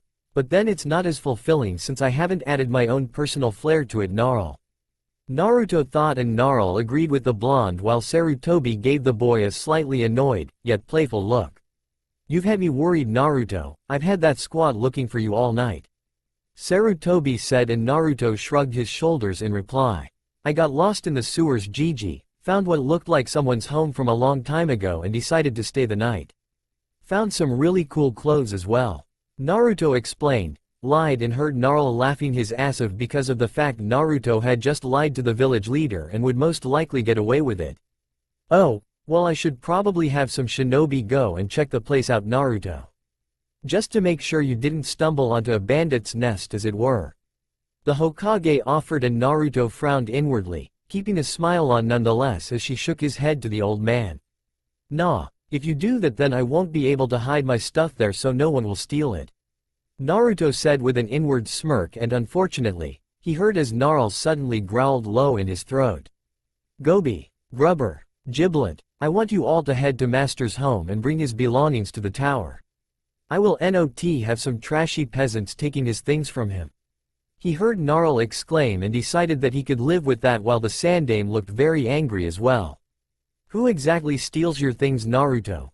The old man questioned, and Naruto shrugged his shoulders. Hell if I know, I leave and somehow people get in. When I lock the door they just bust it down and I had to fix it. Naruto offered while he heard Gnarl grind his teeth. Man, those minions were sure loyal. Naruto, if you want I can let you keep that place secret. However, I want you to promise you'll visit me at least once a week so I can make sure you're alright. The Hokage ordered, and Naruto grinned inwardly before nodding with a big stupid smile. That's right, I'll smile like an idiot, but be warned, for beneath this simple smile, no matter how weak it seems, is a darkness you'll never escape. The blonde thought to himself as he opened both his glowing orbs. Ooh, I like that, master. I like that a lot. Quick Doc, write that down. Gnarl exclaimed while Naruto snickered in his mind at the antics of the old minion master. Hey Gigi, why are ninja only 12 when they graduate from the academy? Naruto suddenly questioned, and Sarutobi chuckled lightly in his throat. Well Naruto, if you would just pay attention in class you'd know that. The man said with a smile, and Naruto narrowed his eyes a second, before smiling when the man opened his own eyes. But you make these things sound so much more fun, Gigi. Naruto exclaimed while Gnarl seemed to laugh. And the winner of the award for Best Overlord acting like something he isn't. The Overlord. Doc's voice came before laughing, and the sounds of him being smashed into the ground came. Gnarl sighing while Naruto did a mental bow to his minions, wondering if Doc was trying to be funny, or if they actually had a real award for him. Well then Naruto, the reason is because after the last great shinobi war the need for ninja declined. Nowadays, where they used to be genin who were 9 and younger when they would graduate, they are usually 12 when they graduate. Thus we are now allowed to give 3 years of extra training to all of our ninja and allow them to grow further before sending them out into the world of the shinobi. Sarutobi explained while Naruto began to mull something over. Hey Gigi, if that's the case then when do we learn elemental jutsu like the Anbu use? Naruto questioned of the old man, who blinked several times. What do you mean Naruto, you're all supposed to learn at least one before graduating. Sarutobi stated with narrowed eyes, making Naruto inwardly laughed. This situation seemed to hold promise. Well, all we've learned in terms of jutsu is the 3 basics. The clans have their kids learning personal jutsu and I think that's it. The blonde said seemingly innocently, and saw a scowl appear on Sarutobi's face. Hey, got the old man hook, line, and sinker. Looks like the council has been reporting some faulty information to me on the academy's standards. He said with a deadly tone, and Naruto actually shivered for a second, as the old man's killing intent was unleashed for less than a fraction of a second. Well, why not get back at them, Gigi? Naruto offered with a grin while his eyes squinted shut so the old man wouldn't notice the glow as the sun started to go down, thus taking the possibility of it merely being the sun reflecting off them away. How so Naruto? Sarutobi questioned with a grin. Knowing the ways of the infamous prankster from hell would most likely shine through. Alright, ninja, what should they know before they graduate? Naruto questioned, and Sarutobi was silent for a few moments. The 3 basic jutsu, at least 1 elemental and supplementary jutsu, tree walking, basic stealth techniques, escape techniques, and of course, they should all know a taijutsu style that's not the basic one but one of their own that they can use well. And last is a little kenjutsu, not a full style or type but enough so they can take on short or long range enemies. Sarutobi said, and Naruto felt his jaw plainly drop open at what he just heard. Holy fucking shit, was he trying to make Super Nen? GG. There's no way someone from a civilian family could have all that. Hell, some clans I know couldn't get all that together in the time they're supposed to graduate from the academy. Naruto nearly yelled with wide eyes, and Sarutobi shrugged his shoulders once. I wanted to ensure that our genin didn't die, so I put standards fairly high, but something tells me I should look at Chunin standards under the council's rule as well. Junin standards are still under my jurisdiction after all, Sarutobi said with a fairly diabolical grin while Naruto calmed himself down and made contact with Gnarl. Yes, master, the minion master questioned as Naruto tried to appear to be thinking of what to do to get back at the council. Gnarl, I need taijutsu and kenjutsu scrolls, one of each so I can pass my exam. Get them from the fighters and assassins guilds. Also a couple stealth, evasion, and escape scrolls from the thieves guild. And last, I want you to find me at least 1 elemental and supplementary jutsu in the old sage guild. Naruto ordered of the minion master while hearing something like scratches, possibly the old minion writing all this down. Right, master, I'll get Shin on that as soon as possible. Gnarl said before yelling at whom Naruto could only assume was Shin. Well, GG, you've taken into account skill. But did you ever think about our mental development? Are children really mentally developed enough to be ninja? No, we're not. We aren't yet because we haven't normally been exposed to brutality, nor have we dealt with our childish problems. Girls at my age are usually more worried about looks, cute boys, their figures, and makeup to worry about what being a real kunoichi entails. While boys at my age are headstrong, rebellious, girl crazy, and oftentimes quick to anger. Naruto explained with a smile, and Sarutobi blinked before frowning in thought at the blonde's words. True, Naruto, very true. What would you suggest then? Sarutobi questioned, and a grin crossed over the blonde's face. His eyes still squinted so he couldn't see the diabolic look in them. Well, if you wait a couple more years for them to graduate, play down on history, and add more real insight into the life of a shinobi, that might help. Add in an elemental jutsu portion, more classes on chakra control for those with more than average, a kenjutsu class. A couple scroll could be left in the care of the school that details certain taijutsus, and then add in the stealth and escape classes. I'm sure your shinobi should be as skilled both physically and mentally for their duty. Naruto explained, and Sarutobi actually smiled. That got things done his way, weakened the civilians' ability to get more useless ninja into the ranks, while making it seem fair. Hehehe.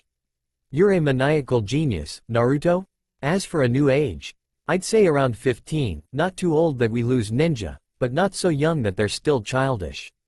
What do you think? Sarutobi said with a wide smile, then questioned of the blonde, and didn't see the proud grin on the blonde's face for what it really was. I'm 13, meaning I'll be 16 when we graduate, cause I'm a year older than everyone in my class. He also thought to himself idly, wondering how much bigger he'd be by that time. Cool, just don't say I made the idea and the council will be all for it. Naruto said, and Sarutobi inwardly agreed with the blonde. The council would already be in an uproar for him getting back in control of the academy. He didn't need them getting on his ass about taking the demons' advice as well. Danzo would approve, however. They used to get along quite well until the council came along, at least. Alright Naruto, now then, when can I expect a visit from you next? Sarutobi said, then questioned with a smile, and Naruto took a thoughtful look. Probably Saturday, GG. I have a lot of stuff to move after all. Naruto said, then mused to himself, and the old man nodded his head in agreement before the blonde crossed his arms behind his head. So, see you later, GG. With that, Naruto quickly flipped out of his seat and jumped out of the door, his face darkening as he ran down the stairs with an insidious look on his face. It was so easy to use that old fool. Naruto walked into his apartment and whistled, seeing as the minions had already cleaned the place out. even somehow bringing both his fridge and stove with them. Efficient little bastards, I'll give him that much. The blonde said to himself while walking into his room, turning, then entering the closet and using the waypoint gate to appear in the dark tower. His things all piled together with his clothes and armor left out of it while they had his bed placed to the side of his throne. "Sire, you've returned at last," came a cry of glee as Gnarl waddled over to him. A new jester to his right while what looked like the old jester, now wearing a tiny white apron with a red cross on the front, walked to his left. "This is the new jester, feel free to kick him around if you wish," Gnarl said while waving to the jester, who held up his jester rod and wiggled it around. "Hail, savior of the Tower Heart," Jester called out while Naruto ignored him and walked forward, noting that he really did need to find a crane for this place if he wanted to fix it up a bit. "Gnarl, I managed to make sure I'll have a couple years and a plausible excuse for getting stronger in the next 4 years at the least. What do you recommend we start with?" Naruto stated, then questioned while walking to his throne and sitting down. "Actually, sire, I'm somewhat confused with your actions towards the Hokage. While you expertly manipulated the man, I find it somewhat strange that you would willingly increase the efficiency of Konoha's ninja forces. Could you please tell me exactly what we gain from this?" Gnarl explained, then questioned while scratching his head, and Naruto rubbed his chin. "Yes, Gnarl. Firstly, I'll be able to get stronger without worry.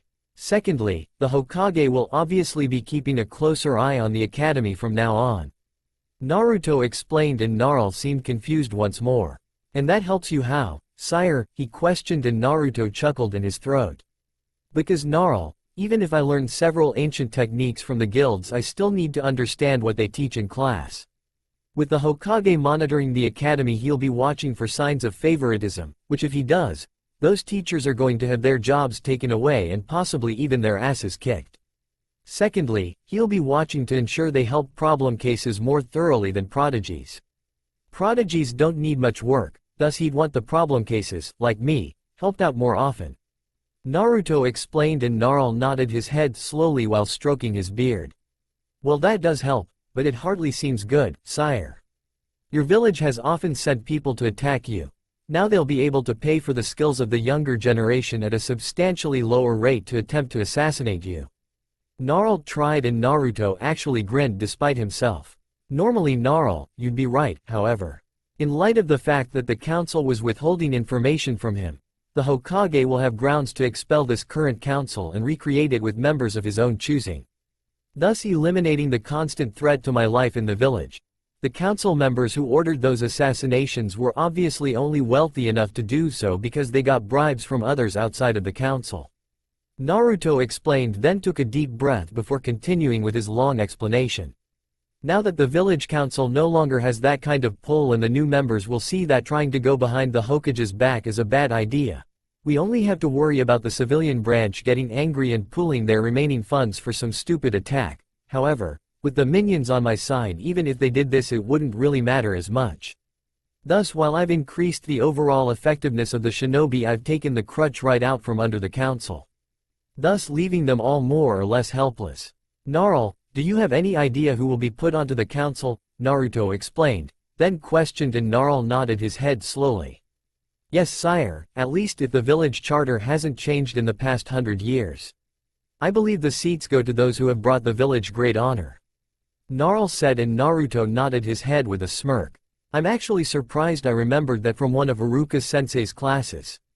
But that is true. Now, Gnarl, very few civilians have recently done anything to bring honor to the village, thus, shinobi will be the primary members of the council again, and once I bring my true plan into action, this will serve me greatly," Naruto explained with a grin, which was mirrored by Gnarl, who then coughed and cleared his throat. "Sire, I thank you for that explanation. Now as for your training, I would start with Tai and Kenjutsu. While none of the minions use it, I believe that your lordship would gain a bit from a different style. It would also come in handy should you ever run into some wretched monsters on your travels in the future to rebuild the tower, sire. Shin should be returning with the scrolls you requested soon. Espio has been studying ever since he got the order, so our spy should be ready soon as well," Gnarl suggested, then stated with a grin, and Naruto nodded his head slowly. "Alright, until then, what's the status on the tower thus far?" Naruto questioned of Gnarl, who grumbled under his breath for a few moments. Obviously, it's still in a state of disrepair, sire. Not only that, but we've been unable to locate any more of the tower items in the bulk of the lost sector. And I felt it would be best to ask for your permission if we wished to search through the rest of Konoha. Gnarl grumbled with a visible sneer before adding at the end with a low bow, and Naruto frowned himself, leaning back into his throne and placing his chin on his fist. How about places outside of Konoha we could search? Any new waypoint gates opened? Naruto questioned and saw a grin on Gnarl's face at this. Yes, sire, we were contacted by the leader of the white minions known simply as Stripe. I haven't heard from one of them in so long I had thought they were all destroyed. Gnarl mused, then shook his head quickly and got back on track. It seems that they are currently in the Wraith Lands, sire, once a budding village of peace and prosperity. Gnarl looked like he was going to retch for a few moments before continuing on with a grin. However, the betrayer tore it asunder, creating numerous spirits which now seek his death and vengeance, much like yourself. Also turning the land into a foul, desolate place with nothing left but death and pain. Gnarl explained before saying with glee, and Naruto rubbed his chin in thought. However, numerous low-level demons and specters are in our way of getting to them. Only the blues could go into that place and fight with you against those spectral freaks. Gnarl said, and Naruto grunted before leaning back in his throne. Any good news then? Naruto questioned, and Gnarl frowned. Yes, I sent several browns into the forest around Konoha known as the Forest of Death. They encountered several greens being attacked by trolls and giant beetles. Although they were too few browns to retrieve the green hive, perhaps sire could go into the forest and retrieve our lost minions and their hive once he feels he's up to it. Gnarl offered, and Naruto nodded his head slowly. Gnarl, what can the greens do exactly? Naruto questioned, and the aging minion master grinned to himself widely. The greens are our stealth army, sire, capable of becoming invisible to all senses when they wish it, well, except smell, of course. The greens tend to smell of rotten fish guts mixed with stinkweed. Gnarl explained, and Naruto shivered in disgust from the sounds of what that would smell like. If we had the greens they could go looking around Konoha covertly for any tower objects. Naruto mused to himself, and Gnarl nodded his head in agreement with his master. What do you think I'd encounter in the forest, Gnarl? Naruto then questioned, and Gnarl clicked his tongue once. Most likely several trolls and giant beetles, sire. They are known to breed in that area after all. Gnarl stated, and Naruto wondered why that was before deciding he really didn't care all that much. Alright Gnarl, when do you think that Shin will get here so I can start training to get the greens? Naruto questioned, and a shower of sparks over the water at the front of the room alerted him as another gray walked towards them while carrying numerous scrolls. He looked like the others, save his clothing, which was an old red cap, a small leather vest that looked worn, a loincloth like the other minions, a pair of worn leather gloves, and some cloth over his feet in place of shoes. Master, I brought you your scrolls. The gray exclaimed while depositing the scrolls before Naruto, confirming that they were definitely smarter than the browns at the very least. Good work, Shin. What scroll is for what? Gnarl said, then questioned, and Shin put the scrolls into numerous piles. Then walked over to the water gate as two browns appeared while pushing a wheelbarrow with about a dozen different scrolls. I couldn't decide what the master would want, Gnarl, so I brought all of the most powerful and dangerous scrolls that I could find. Shin exclaimed, and Gnarl grinned as the browns tilted the wheelbarrow up to allow the scrolls to tumble to the floor, where Shin moved quickly, placing them all into different piles for record in the future when the library in the private quarters was fixed up, where he would undoubtedly be staying. Alright master. Shin has the scrolls placed into different piles based on what's in them. What do you wish to start with, taijutsu or kenjutsu? Gnarl questioned, motioning to the scrolls in question, and Naruto frowned before nodding his head. Taijutsu, Gigi said we'd need to know a taijutsu style that wasn't the academy one to pass. With kenjutsu it really isn't as immediately necessary, seeing as I have a few years to learn it. Naruto stated, and Gnarl nodded his head before having Shin move all but the taijutsu scrolls on the ground so Naruto could look through them for the one he wanted. Naruto rolled his eyes at this before sitting down in front of the pile and folding his legs under him. Pulling out the first scroll, he read it for a few moments before tossing it over his shoulder to hit gesture in the head, much to Gnarl and Doc's amusement. Naruto continued doing this, stopping a few of the taijutsu styles for a bit longer, before eventually tossing all but the final scroll at Jester behind him. The three stooges all laughing their asses off as they saw this. "Master, please at least give one a chance before you throw the scroll at Jester." Gnarl pleaded half-heartedly as he enjoyed it when Jester was hurt. Whether it was old or new, some habits were just too hard for an old minion to break. "I know Gnarl, but that last batch didn't feel right for some reason." Naruto murmured, then examined this new scroll and looked it over. It was given the title of the Dark Fist. For an odd reason he felt that he liked the name and read on. Grinning as he saw that this style was basically about beating the opponent in the most brutal, bloody way possible. The blonde boy then turned to Gnarl with an evil glint in his eyes and a grin on his lips as he spoke one word. "Bingo." And with that he tossed the scroll to Gnarl, who looked it over and grinned widely seeing what the blonde had found.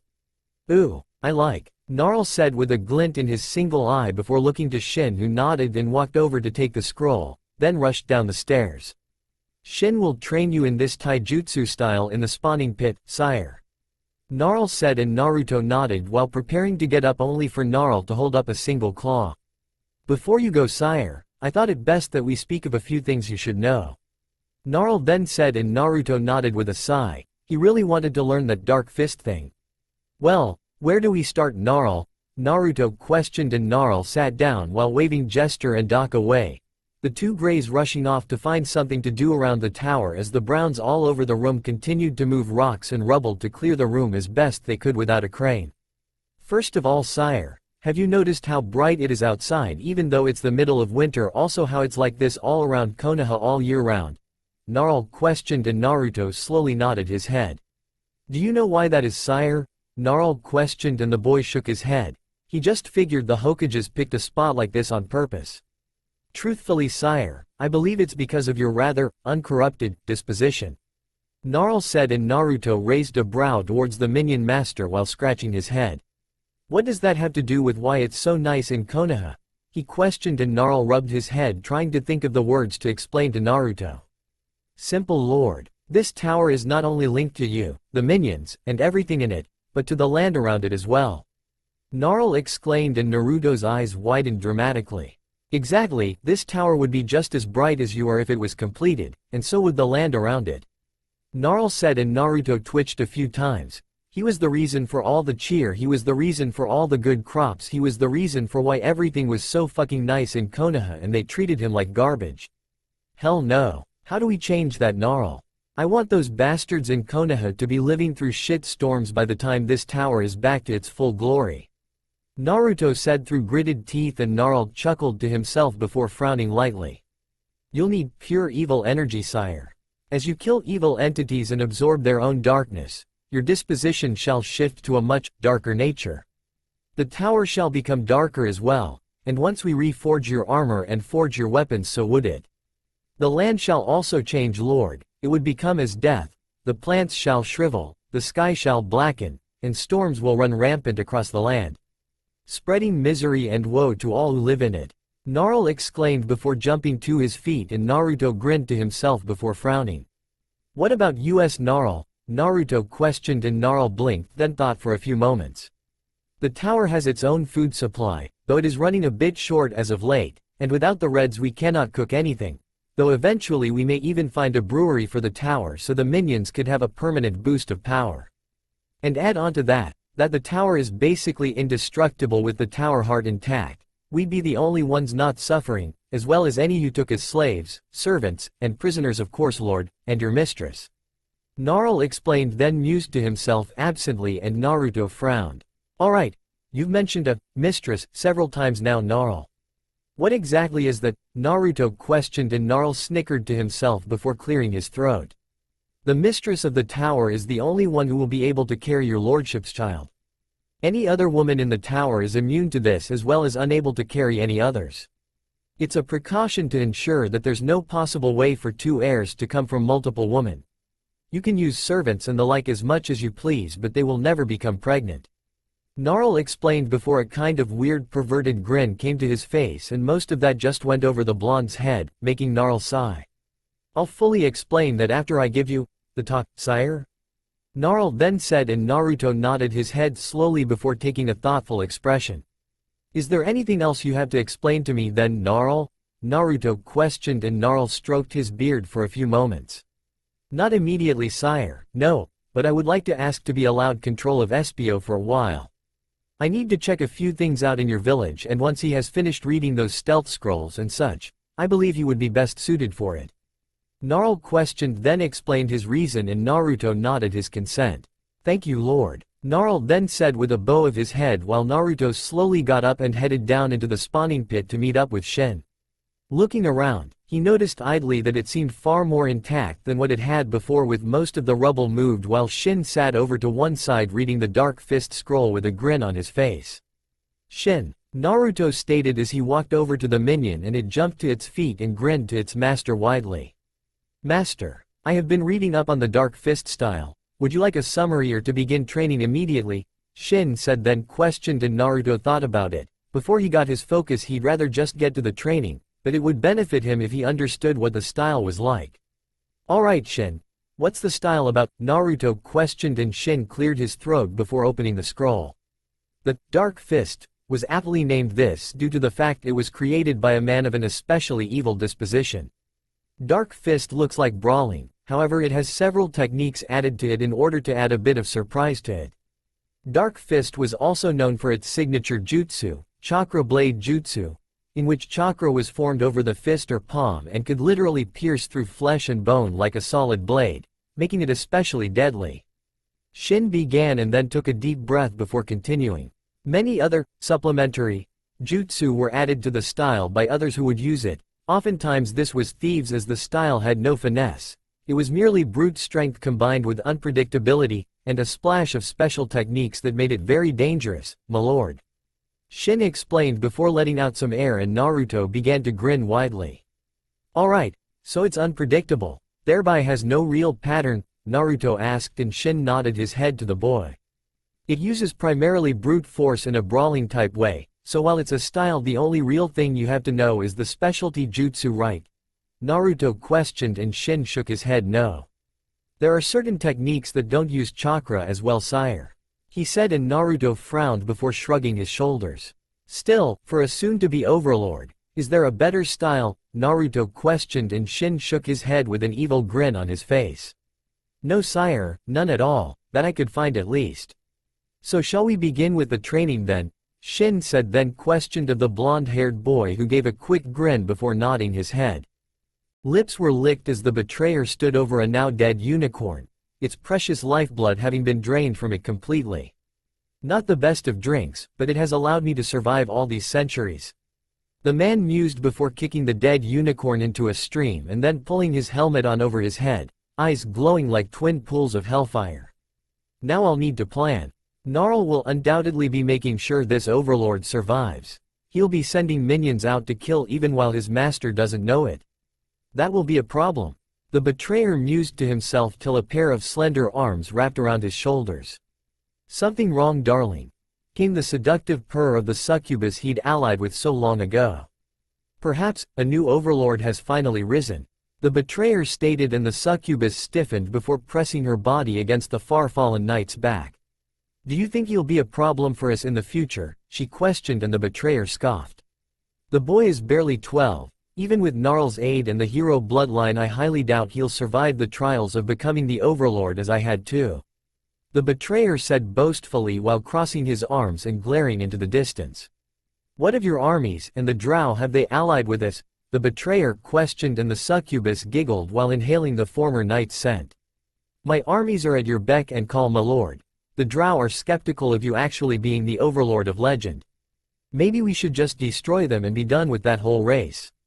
The succubus offered, and felt the betrayer stiffen in her grasp before shaking his head from side to side and cupping his chin. No, I did not save those worthless elven women just to destroy their descendants when they worship me as their god. Also, they're the only elves that make any damn sense. The betrayer stated, and the succubus pouted her lips before smiling and kissing the back of the far-fallen knight's neck. Then what will we do? We can't prove you're him without the minions after all, and even with the minions, drow are so paranoid about what to expect from their god, or rather the true overlords. Revival? The succubus reminded, and she saw the ancient mont's eyes light up before a dark aura seemed to gather around him. Well, my pet, why don't we lure this false overlord of gnarls to the drow at some point? I'm sure they could deal with him and a couple of weakling minions. The betrayer said aloud, and the succubus queen reared her head back and laughed into the night, filled with glee as she grinned to the man. Darling, how wonderfully twisted, but what if he should survive and the drow ally with him? She questioned, and the betrayer merely chuckled, his arms crossing over his chest as an idea came to him. Who did the elves hate beyond all rational thought and would ally with even the most twisted of warriors to destroy, or rather, a former hero? The man quipped, and the succubus laughed once more, her four wings curling around herself and the man. The drow, my lord, they hate the drow more than they curse the names of the former hero Oberon Greenhaze and Goldo of the dwarves. She admitted with a twisted grin over her lips, and the betrayer nodded his head. As do the dwarves. We'll gather them together to face this false overlord of gnarls. And once that is done, we will seek out more power. The beholders and wraiths of the desert shall also be a welcome addition to my armies as well. Yes, with all their power combined, it won't matter what this weakling overlord does. I shall tear him asunder and reclaim my throne. The betrayer said before clenching a fist as the succubus rubbed her cheek into his scarf. And then together, we shall rule all the lands. The succubus said with a giggle, and the betrayer nodded his head to her before laughing to himself. Hidden from view, however, someone else watched this exchange. Fanged teeth were gritted as this figure saw what was happening. Wings were stretched outward as the figure flew into the air without a sound. Clearly, this true overlord would need some help in the future if he wanted to become the ruler of all the lands, and she knew just how to help him. After all, it was always best to look out for one's best interests. Dark Tower. Gnarl was waiting when a light plop sounded behind him, and upon turning he was slightly surprised to see a gray. This one was dressed oddly. It had a black towel wrapped around its face and head, with a pair of fingerless leather gloves with steel plates over the backs of his forearms and black wrappings covering the rest from view. A small belt around its waist with armor hanging down from it. Spiked knee and elbow pads for more protection. Black leather made into armor over its chest and shoulders, and black wrappings over his feet. Does the master require his spy yet, Gnarl? Espio questioned emotionlessly, and Gnarl grinned widely, seeing the gray as he was. Impressive, Espio. Where did you find that outfit exactly? Gnarl questioned, and Espio was silent for a few moments before answering. I found leather and pieces of steel around the Assassin's Guild, Gnarl. Was all he said, and Gnarl nodded his head then frowned. Espio, I felt a chill in the wind a moment ago. Gnarl stated, and Espio nodded his head to the aging minion master. As did I. A storm approaches, but when? Espio stated, then questioned calmly, having read how to kill his emotions to complete any mission. I don't know when, Espio, and though we have years to train the master, I want you to head out into the village. Seek out any tower objects, then notify me immediately so we can have some minions bring them back here. Gnarl ordered, and Espio nodded his head once before flipping several times until he landed before the tower gate at the foot of the throne room and vanished in a shower of sparks. Turning to the throne, Gnarl frowned while rubbing his goatee. Things were not going quite as smoothly as they had in the past. No doubt because of the betrayer. Gnarl spat out before waddling over to the throne and sitting next to it, crossing his arms while still pulling on his goatee. We need to find more of the tower objects, only then will Master be strong enough to do away with the betrayer at last. Gnarl mused to himself, then began to think of ways to hasten his master's training. Konoha? Naruto walked towards the academy with a frown, his scarf pulled over his head and in around his mouth as a shroud to keep his face hidden. He was annoyed with today already, however, as he'd actually been enjoying learning about the Dark Fist Taijutsu style from Shin over the weekend. But he guessed he still had to go to that blasted academy in order to keep up appearances for the moment. Think of it this way, sire, we can help you cheat if you wish. Gnarl offered, and a grin suddenly came to the blonde-haired youth's face while he made it inside the academy. Upon reaching the building and then entering into Iruka's classroom, Naruto looked around before moving to the back row and then propping his feet up as the kids talked about graduation in a month, making him smirk to himself as he knew something they didn't. Looking around, Naruto took inventory of who was who at the moment. Starting with Uchiha Sasuke. The boy had dark swept-back hair with his bangs hanging down to frame his face, pale skin and black eyes. He wore a dark blue shirt with a high collar and the Uchiha symbol on the back, a pair of off-white colored shorts, leg and forearm warmers, and a pair of simple shinobi sandals. Next up, Inuzuka Kiba. He had tan skin and shirt brown hair with feral eyes, and 2 tribal tattoos on his face. He wore a gray jacket with brown fur on the side of it, with black pants and dark blue shinobi sandals. A puppy sitting on his head looked to be asleep for the moment. Aburame Shino was next with pale skin, dark sunglasses over his eyes, and spiky brown hair. He wore an off-gray jacket that came up to cover his lower face, a pair of dark shinobi pants, and a pair of dark blue shinobi sandals. Then came Yamanaka Ino. She was a pale platinum blonde, with bright blue eyes and a thin build. She dressed in a purple top and skirt, the top having a short purple scarf with several rings in it, arm warmers, and sarashi wrappings under her top and skirt as underwear. Haruno Sakura had pink hair, pale skin, and emerald eyes, as well as a slightly larger than average forehead. She wore black biker shorts, a pair of dark blue shinobi sandals, and a red dress with slits down the sides, a white trim and circle at her back and biceps. Next was Nara Shikamaru. He had his dark hair up in a spiky ponytail like a pineapple, with pale skin and dark eyes. He wore a mesh top with a gray vest with green trim, a pair of brown shinobi pants and dark blue shinobi sandals. Beside of him was one Akamichi Choji, having reddish hair with a light tan to his skin, orange swirls on his cheeks and was very big-boned, as his family said. He wore a yellow shirt with the kanji for food on the front, a long blue scarf, green jacket, and a pair of gray shinobi pants and dark blue shinobi sandals. Then came Hyuga Hinata. She had dark blue, black hair with a pair of lavender eyes without the pupil, very pale skin and seemed shy. She wore a tan coat with fur on the inside and a Hyuga symbol on one bicep, a pair of black training pants and dark blue shinobi sandals. Looking around, Naruto would have continued to take stock of the rest of the non-clan children but was broken from his thoughts when someone entered into the room. Seeing as it was Iruka, however, Naruto chose to lean back as he listened to Shin explain more about the Dark Fist over his link to the tower, relieving his annoyance of having to be there today. "Hello class," Iruka said with a smile and noticed no one was paying any attention to him and twitched as they just continued conversing amongst one another. "Settle down already." He then shouted with his big head no jutsu, and the students all turned to look at the scarred Chunin. "Alright class, I have some important news, which could be either good or bad depending on just how you take it," Iruka said, and Naruto chuckled to himself while imagining how the class would react to 3 more years of study. Not well, he imagined. It seems that the Hokage has decided to up the training of all future genin. As of right now, history will be less important, while we'll be focusing more on actual shinobi situations you might encounter. Also, you will all be required to learn an elemental jutsu unless you're from a clan who have only taijutsu and dojutsu, a taijutsu style outside of the academies, a supplementary jutsu, and some amount of kenjutsu as well. Iruka said and mentally counted down when an explosion of cries against this hit him. Naruto noticed the vast majority of the class seemed to dislike this. Only Shino, Shikamaru, Sasuke, and of course himself didn't seem to be yelling and screaming about how impossible that was going to be for them. Weak fools, I hope they actually do make it to being genin and are all killed in action.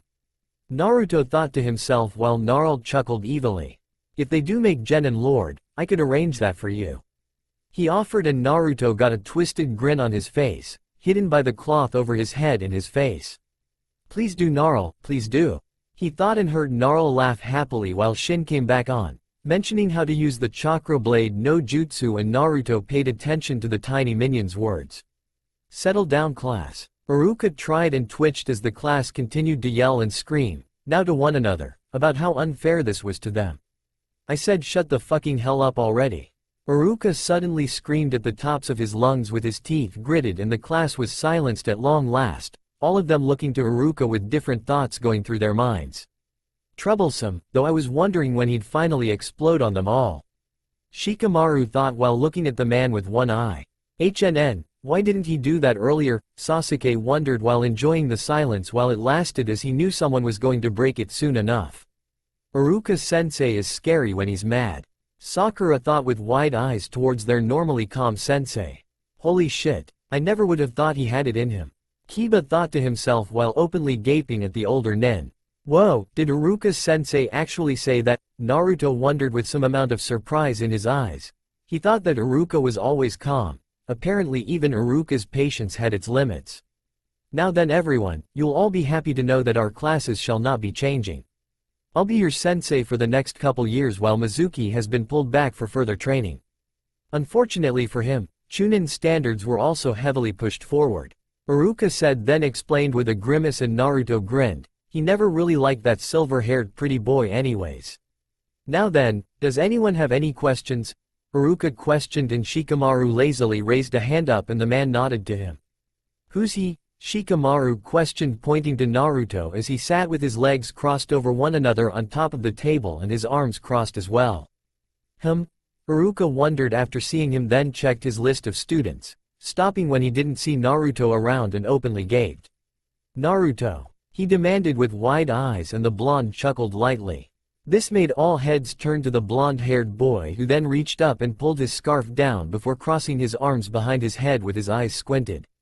Yo, Naruto then said with a shit-eating grin and Sasuke rolled his eyes before turning and thinking of what supplementary jutsu he'd learned before their finals.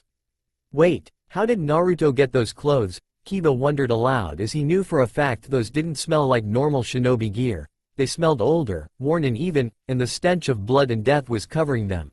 Well, they could be hand-me-downs or something, but somehow he doubted it. I found them in my new place, dog breath. Naruto said, and Iruka frowned slightly to himself. The academy was to be notified whenever a student changed locations so they could keep better track of them, and if Naruto did move, then why exactly weren't they informed? Hey! Kiba exclaimed at Naruto's barb and the blonde then leaned back into his seat with that same smile of an idiot on his face. Baka, stop trying to act cool. Sakura shouted at the blonde, everyone mentally and physically preparing for him to whine about it. Only for him to open a glowing blue eye then roll it and lean further back in his seat, breathing lightly. Alright class, settle down now so we can begin today's lesson. Iruka ordered and the class all groaned before settling while Sakura looked shaken for some reason and Naruto actually smirked to himself. So I was right, I'm her tether to reality. If I change her perception of everything around her does also, man that's weird, however it may also be slightly entertaining. The blonde thought to himself then heard his name and looked to Iruka. I'd like to speak with you after class Naruto. The man said simply and Naruto shrugged before yawning and listening to both Iruka and Shin. Well, really Naruto was listening to Iruka. Naruto was listening to Shin for more info on the Dark Fist. Espio was skulking in the shadows of Konoha. Using the most basic of stealth arts that didn't involve chakra, he was slightly amazed and disgusted by how easy this was. Note to self, tell the master how effective old-fashioned stealth arts were to this new age crap all these ninja are using. Espio thought to himself, though it seemed Gnarl heard him, and then moved further down the streets, using his spiked elbow and knee pads to climb up vertical walls without grips. Coming to the roof of a building, Espio slinked forward and looked down over the side of the building to see the market of Konoha. His eyes scanning for anything that resembled a tower object, he saw a few trinkets that looked like the former mistress' velvets, but nothing of any real importance. Frowning to himself, Espio slinked along the roof of the building. Soon coming to the edge he unraveled a rope from around him and tossed a hook to the other side. Swinging over to the next building, Espio lowered himself slowly and touched down into another alley. As soon as he did, he placed his back against the wall and closed his eyes as a human walked past him. Sighing in relief, Espio pulled on his rope, hook and watched as it fell down before catching the hook.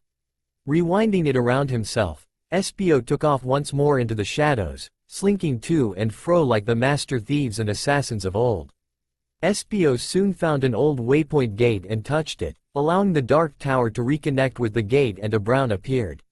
What do you need, Espio? The brown questioned and Espio rolled his eyes. Tell Gnarl to focus on the master. I'll come back to this gate if I find anything and report it all. I'm making a couple maps of the city as well, just in case we ever need to plan out an invasion or something. Espio ordered, and with an okay the brown went back to speak with Gnarl while Espio shook his head. Why, oh great creator, did you make the browns so stupid? He wondered before deciding that didn't matter and rushed into the alleyways. Heading down one, he stopped when he felt something in his bones. Twisting his body to the side, he jumped up to a window and looked around inside of a building and felt his eyes widen. The steel smelter, he thought with some great amount of surprise, and marked it on his map. However, upon reflection, Espio looked back inside the place and frowned, seeing a human was using the smelter to create weapons and armor for the ninja. Lazy good-for-nothing peasant. The smelter is safe for now, and we cannot rush in there without a way to retrieve the smelter from the humans. I'll have to speak with Gnarl and the master about a plan. Espio thought to himself before rushing off deeper into the city once more to seek out more easily obtained tower objects. Ninja Academy. Naruto had one eye closed as he walked out to lunch, looked around, then walked off to sit by himself in the shade of a tree. Sitting down, the blonde yawned and crossed his arms behind his head with a slight smirk. Feeling something, he opened his eyes to see Sakura was looking at him strangely. "What?" he questioned, and Sakura nearly yelped before calming down, looking at him with a raised brow. "Who are you and what have you done with Naruto Baka?" she questioned, and Naruto nearly laughed at what sounded like a joke at first, but the serious look she was giving him annoyed and angered the blonde greatly. "I am Naruto," the said boy stated, and Sakura crouched and looked him in the eye for some reason. "No way. Naruto doesn't disrespect me. Naruto doesn't have a fashion sense. And Naruto doesn't have glowing eyes," Sakura stated, and Naruto had to think quickly unless he wanted someone to grow suspicious of his changes. "Actually I did, I just always used to squint so no one would notice," Naruto stated flatly. It was partly true that he started squinting a lot when his eyes started to glow after all. "As for disrespecting you, I kind of figured that you didn't want me around you in the first place. And as for the clothes and new style, I just never felt like changing them. These are comfy, casual, and look pretty damn good," Naruto stated, then leaned back with a yawn, closing his eyes while Sakura openly gaped at the blonde before jerkily moving back towards the seat at her table. "Man, she's smart but stupid. I bet she thinks I'm some kind of a doppelganger or something. Hey, wait a second. Do those actually exist, Gnarl?" Naruto thought, then questioned of the aging minion master back at the tower. "Yes, sire, they do. I believe they make their home in the dark mountains to the south of Konoha. Once we've explored the forest some more and recovered the greens, we should be able to go there if you wish to procure the doppelgangers as some form of slaves or warriors," Gnarl said, then offered, and Naruto allowed himself to think on it for a bit before frowning to himself. "Maybe, but I'll think more on that after we actually get the greens home safely, Gnarl," Naruto stated, and heard an agreement from Gnarl as well as him saying something about keeping their priorities straight. "Hey Dobi," came a familiar voice, and Naruto looked with one eye to Sasuke. "What?" he asked, and Sasuke sat next to him. "This seat taken," he quipped, and Naruto shrugged. "Free country, isn't it?" he said, and then inwardly grinned. "For now at least," he thought while Sasuke sat next to him, and then looked around the field with an obvious disgust. "They're all weak and pathetic, aren't they?" he stated, then questioned, and Naruto raised a brow before scoffing. "No, only most are. Kiba's taijutsu is at least on par with your own. Shikamaru is a genius that has absolutely no motivation to do anything. Ino's mind-walking skills make her very dangerous. Hinata has some skill, but no confidence to use it. Shino is so quiet he could sneak up on anyone, making him perfect as an assassin. Choji is like Shikamaru in being unmotivated, but if he were to actually do something I could bet he'd be dangerous. Sakura is last in the list of, not weak, members of this class. She has some brains, and a bit of book skill, and if she could get past her crush and apply herself she might actually make something of herself," Naruto explained without even thinking, and Sasuke was fairly impressed by the analyses of their classmates. "And me?" Sasuke questioned, and Naruto thought for a few moments. "You have above average taijutsu and ninjutsu. Your genjutsu is also above average. No kenjutsu that I know of, and definitely no kinjutsu. Other than that, your skills in the normal shinobi arts are about average. However, you're quick to lose your temper if someone hits the right buttons. This will eventually lead to your defeat, as when you get angry you also tend to get sloppy. Another flaw is your inability to accept help from others. While it's admirable to want to grow stronger on your own, even the most powerful of beings will often have help from someone, or something," Naruto said, then leaned back as he sent a message to Gnarl. Like you and all the other minions are helping me with my own plans, Gnarl. The blonde thought and heard several of the minions say it was their pleasure to serve the Overlord before Gnarl actually spoke himself. Why thank you sire, but no thanks or praise are needed, we are happy to be of service to you. He heard Gnarl said and smiled slightly while looking at Sasuke from the corner of his eye. The boy didn't seem angry, instead he seemed thoughtful, almost like he was considering something. So I get angry easy, and I should accept I'll need help in some things then. Sasuke mused to himself while grimacing to himself. Changing that would require a lot of time, and a lot of freaking work. What about you, where do you rank in this group? Sasuke questioned, curious of the blonde's sudden burst of intellect and his ability to spot out talents and flaws. Where to start exactly? Naruto questioned while scratching his chin in thought, eyes closed before he suddenly snapped his fingers.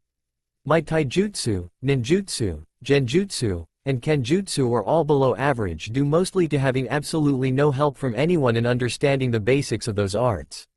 While I'm not the brightest of the bunch, as you've probably guessed it was mostly an act so I could better learn the skills of those around the school for future reference if I was put on a team with them. I planned on it being only a month before we graduated, however it seems as if that went down the drain so I decided to screw it and just be myself. Naruto said and Sasuke nodded his head, understanding how that might help someone in a team. Impressive, so you're not Adobe after all. Sasuke said mostly to himself and Naruto resisted the urge to say now he wasn't. Not really, Naruto said simply before groaning as the bell rang and he got up. Hey, in class I'd like you to sit next to me. Sasuke stated and Naruto looked at him with a raised brow. If you take the seat, it keeps Sakura and Ino away from me, and I need to work on my people skills some. Sasuke stated and Naruto resisted the urge to say a long duh to the Uchiha before walking back into the academy. Espio landed with the grace of a cat while looking around. He'd found another minion cache in the city, hidden just behind a large dumpster and marked it down on his map so they could get it later. He'd found a domination spell as well on the Hokage Tower, hidden just beneath one of its numerous spikes. Espio frowned as he looked for any more tower objects just lying around the city. Flipping around, Espio looked to a clearing and saw a health column. The dark gray column with a red jewel and red veins covering it was glowing ever so slightly. Smirking to himself and marking that on his map, Espio then jumped back and away from the column and landed in the shadows. Looking over his options, Espio decided it would be best to inform Gnarl of what he had found thus far before he would think of continuing on. Then Gnarl would possibly have the master take a couple minions to reclaim the smelter at a later time, preferably still sometime that very day if at all possible. Looking around the shadows, Espio crouched then shot off heading for the nearest waypoint gate on his map so he could report to Gnarl his findings.